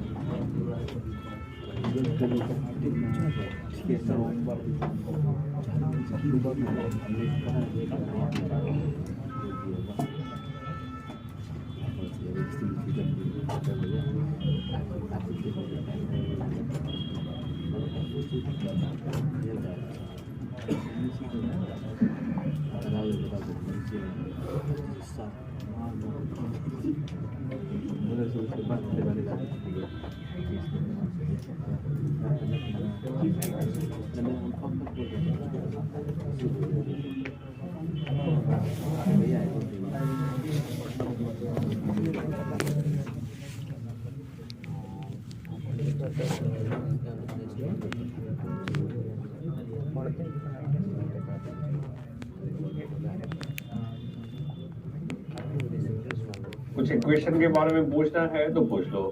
अब हमको इसका सेकंड लॉ पढ़ाना है। एनर्जी इक्वेशन देख लो, एंगुलर मोमेंटम देख लो। एंगुलर मोमेंटम का फॉर्मूला r क्रॉस mv होता है ना, तो जब सबसे फार्देस्ट और शॉर्टेस्ट डिस्टेंस पे होता है ना, तो रेडियस और वेलोसिटी के बीच का एंगल 90 डिग्री होता है, तो sin 91 हो जाता है। इसलिए आपको इतने ही इक्वेशन का जरूरत ही पड़ेगा। सेकंड लॉ लिखते हैं हम लोग।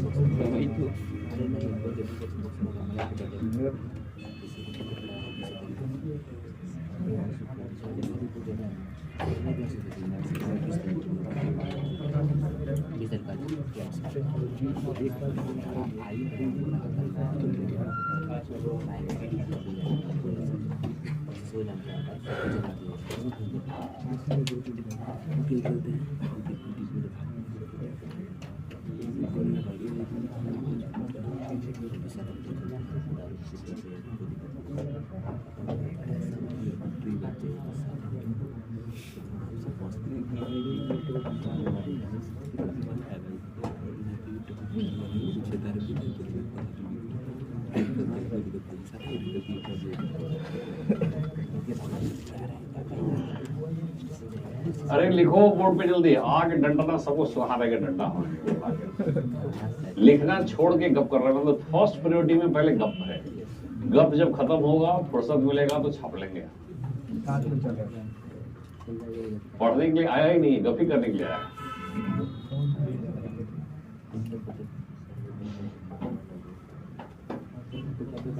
तो लिखने से फुर्सत मिले तो चलो गप करना चाहिए, लेकिन यहाँ तो गप करने से फुर्सत मिलता है तो लिखता है, नहीं लिखता है।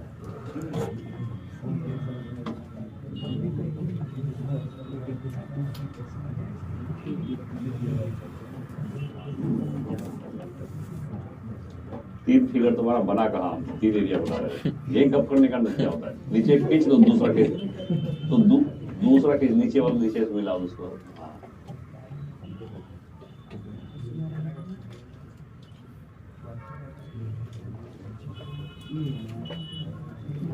सन को तुम क्या करो, एक सेंटर के जैसा मान लो, सन स्टेशनरी होता है और अर्थ उसके चारों तरफ इलिप्टिकल ऑर्बिट में चक्कर लगाता है, समझा। तो एरियल वेलोसिटी क्या होता है, इसको समझने के लिए जानते हो क्या करना पड़ेगा। तुम एक टेबल मान लो, इमेजिन करो टेबल, एकदम प्लेन टेबल है और टेबल पर ऐसे तुम गोल के जैसा, इलिप्स के जैसा एक बाउंड्री बना दो और उसके बीच में थोड़ा सा डस्ट रख दो या कुछ हल्का हल्का पत्थर या बालू फैला दो उसके ऊपर। अब बीच में जहां पर सन है ना, वहां पर एक खुट्टा गाड़ के और एक डंडा ले लो, जिस डंडे का लेंथ वहां अर्थ जहां पर बैठा हुआ है उसके बराबर होना चाहिए। क्या? तो उस डंडा को यहाँ फिक्स करके डंडा को जब ऐसे रोटेट कराओगे तो कुछ बालू को वो स्वेप्ट करेगा कि नहीं। कहने का मतलब है कि आप टेबल पर इतना बड़ा एरिया बना लीजिए और इसमें हर जगह बालू डाल दीजिए और आप एक ऐसे डंडा पकड़ लीजिए यहाँ पे और यहाँ से यहाँ ऐसे करके स्वेप्ट करिए। तो अगर इस डंडे को यहाँ से मूव करके यहाँ ले जाएंगे तो इतने दूर का बालू हटा देगा वहां से। तो कहा जाता है कि ये एरिया स्वेप्ट कर रहा है, यानी झाड़ू लगा रहा है एरिया पे। तो कहा जाता है कि अर्थ जो है ये सब प्लैनेट का पोजीशन है, मतलब यहाँ से यहाँ। मान लो बच्चा कि यहाँ से यहाँ अर्थ को जाने में हम 2 महीने का समय लग गया। एक बात करते हैं, तो 2 महीने के समय में अर्थ यहाँ से यहाँ जाने में यहाँ से यहाँ कुछ एरिया स्वेप्ट करेगा। मान लो ये एरिया 10 यूनिट के बराबर आता है। एक बात करते हैं, तो अब अगर तुम यहाँ भी 2 महीने का समय लोगे ना, तो उसमें भी ये 10 यूनिट का ही एरिया स्वेप्ट करेगा। यहाँ भी तुम 2 महीने का समय लोगे तो ये एरिया 10 यूनिट ही स्वेप्ट करेगा। तो कहा जाता है कि equal area swept in equal interval of time, यानी कि अर्थ सन के चारों तरफ ऐसा चक्कर लगाता है कि जैसे जैसे तुम ये सोचो काइनेमेटिक्स में कि डिस्प्लेसमेंट बाय टाइम वेलोसिटी लेते हैं कि नहीं, यानी कि displacement travelled in given time, तो उसको हम लोग वेलोसिटी कहते हैं। तो उसी तरीके से area swept in given time को एरियल वेलोसिटी कहते हैं। एरियल वेलोसिटी का क्या मतलब, कितने देर में कितने एरिया पर आप झाड़ू लगा रहे हैं, आप स्वेप्ट कर रहे हैं, लाइक दैट। तो कहा जाता है कि सेकंड लॉ पे कि एरिया वेलोसिटी रिमेन कांस्टेंट, यानी कि वेलोसिटी कांस्टेंट होने का मतलब है कि किसी गिवन टाइम में यहाँ का मान लो कि डेल्टा t1 समय में डेल्टा a एरिया स्वेप्ट कर दिया, तो एरियल वेलोसिटी यहाँ का delta e1 by delta t1 होगा। उसी तरीके से डेल्टा t2 समय में डेल्टा a2 एरिया स्वेप्ट कर दिया है, डेल्टा 3 समय में डेल्टा a3 एरिया स्वेप्ट कर दिया है, तो यहाँ का delta a1 by delta t1, delta a2 by delta t2, delta t1 सब आपस में सेम हो। और अगर मान लो कि t1 t2 t3 भी सबका सेम हो गया तो a1 a2 a3 भी सबका सेम हो जाएगा, यानी equal area swept in equal interval of time. This is main line of second law. इतना है लिखना। और वो एरियल वेलोसिटी होता कितने के बराबर है, ये भी कई बार पूछ चुका है। तो delta A by delta T को एरियल वेलोसिटी कहते हैं और उसका वैल्यू एल बाय 2m के बराबर होता है। बोलो ये एल क्या है, एंगुलर मोमेंटम है, और m मास ऑफ अर्थ है, अर्थ का मास है जिस प्लैनेट का लोगे। समझ गए, ये सेकंड लॉ है। लिख लिया, इसका भी डेरिवेशन है, लिखने की जरूरत नहीं, खाली आपको रिजल्ट याद रखिए। लिखेंगे according to this law, according to this law,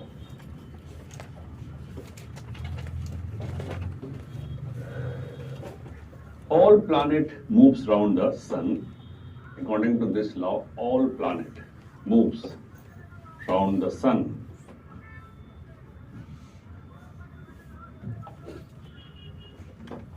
in such a way, moves around the sun in such a way that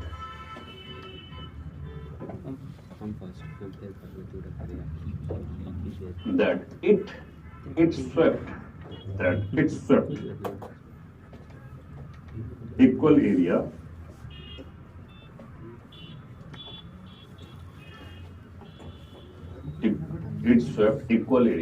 in equal interval of time.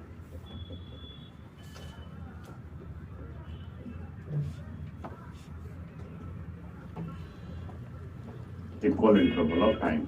Full stop. It means that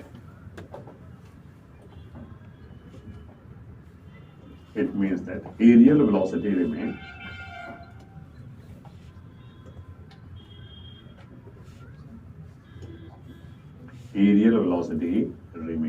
constant. Aerial velocity remain constant. नीचे में लिख लेना therefore delta A1 by delta T1 is equal to delta A2 by delta T2 is equal to delta A3 by delta T3 is equal to constant, या ऐसा कर लो, is equal to L by 2m, that is constant. हो गया. Here imply that aerial velocity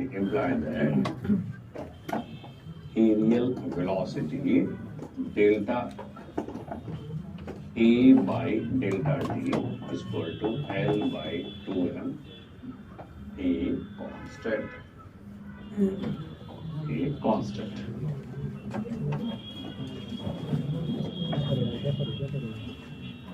Delta A by 2m is a constant. देखो जल्दी.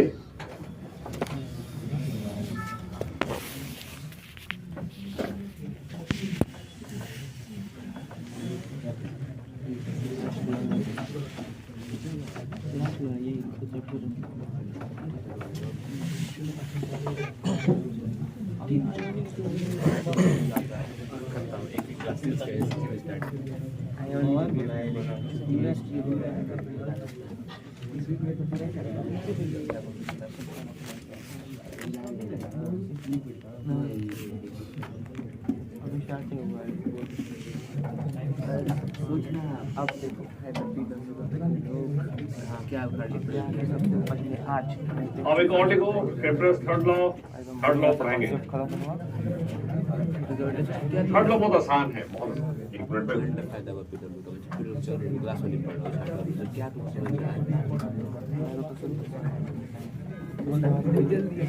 Third law मैं तो बोला ही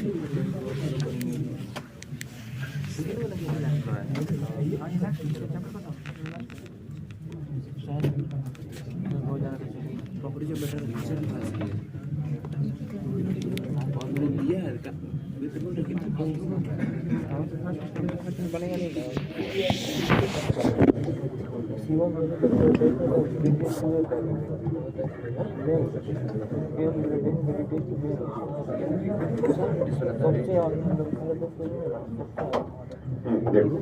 कितना सा लिख लो, तीनों लॉ हो जाएगा. केप्लर्स का 3 लॉ है, तीनों लॉ हो. इसका क्वेश्चन इस पे इतना ग्रेविटी इतना क्वेश्चन इसमें नहीं है. इसमें 2 3 4 क्वेश्चन कर लोगे. ये कर हो जाएगा. अब मुश्किल से 20-30 मिनट का बचा है ग्रेविटेशन. उसके बाद तुम डिसाइड करके रखो क्या पढ़ना है.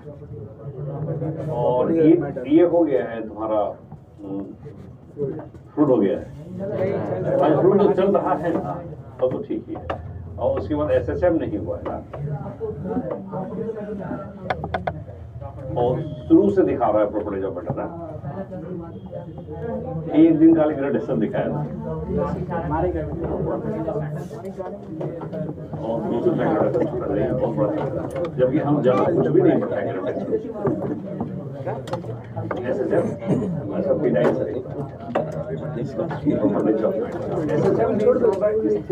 का टॉपिक है. वो थोड़ा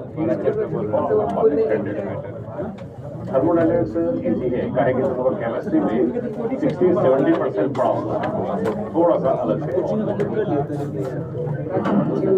तो उनका दिखा रहा है, SHM भी उन्हीं का दिखा रहा है. और वेव एंड साउंड, जब अगर SHM वो पढ़ाएंगे ना तो वेव एंड साउंड भी वही, क्योंकि वो दोनों एक ही लाइन का चीज है. अगर हम प्रॉपर्टीज में इंटर कर गए तो हम थर्मोडायनेमिक्स तक पढ़ा देंगे, इलास्टिसिटी भी हम ही पढ़ाएंगे.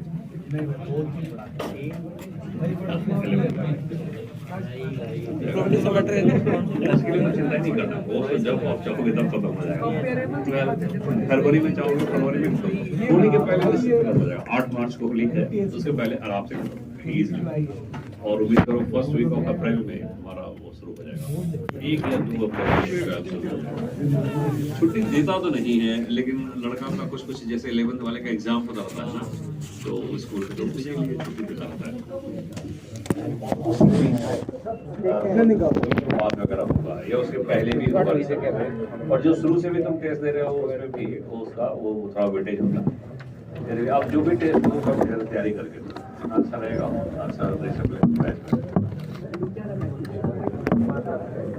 अच्छा देख लो इसका। ये देखो सबसे शुरू में लिखवाए थे according to third law, Kepler's third law, square of the time period is directly proportional to R cube.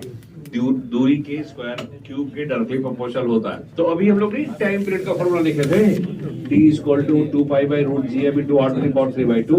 ये वही है, वो हाँ वही है केपलर्स थर्ड लॉ, इसीलिए उसका डेरिवेशन हम अलग से नहीं करवाए, इतना काफी। यही है थर्ड लॉ। वो तो मेरा फिक्स है, देख लो एक पे चलता रहता है, क्या दिक्कत है? बहुत गंदा रहता है इसको, लाइक लेकिन हमारी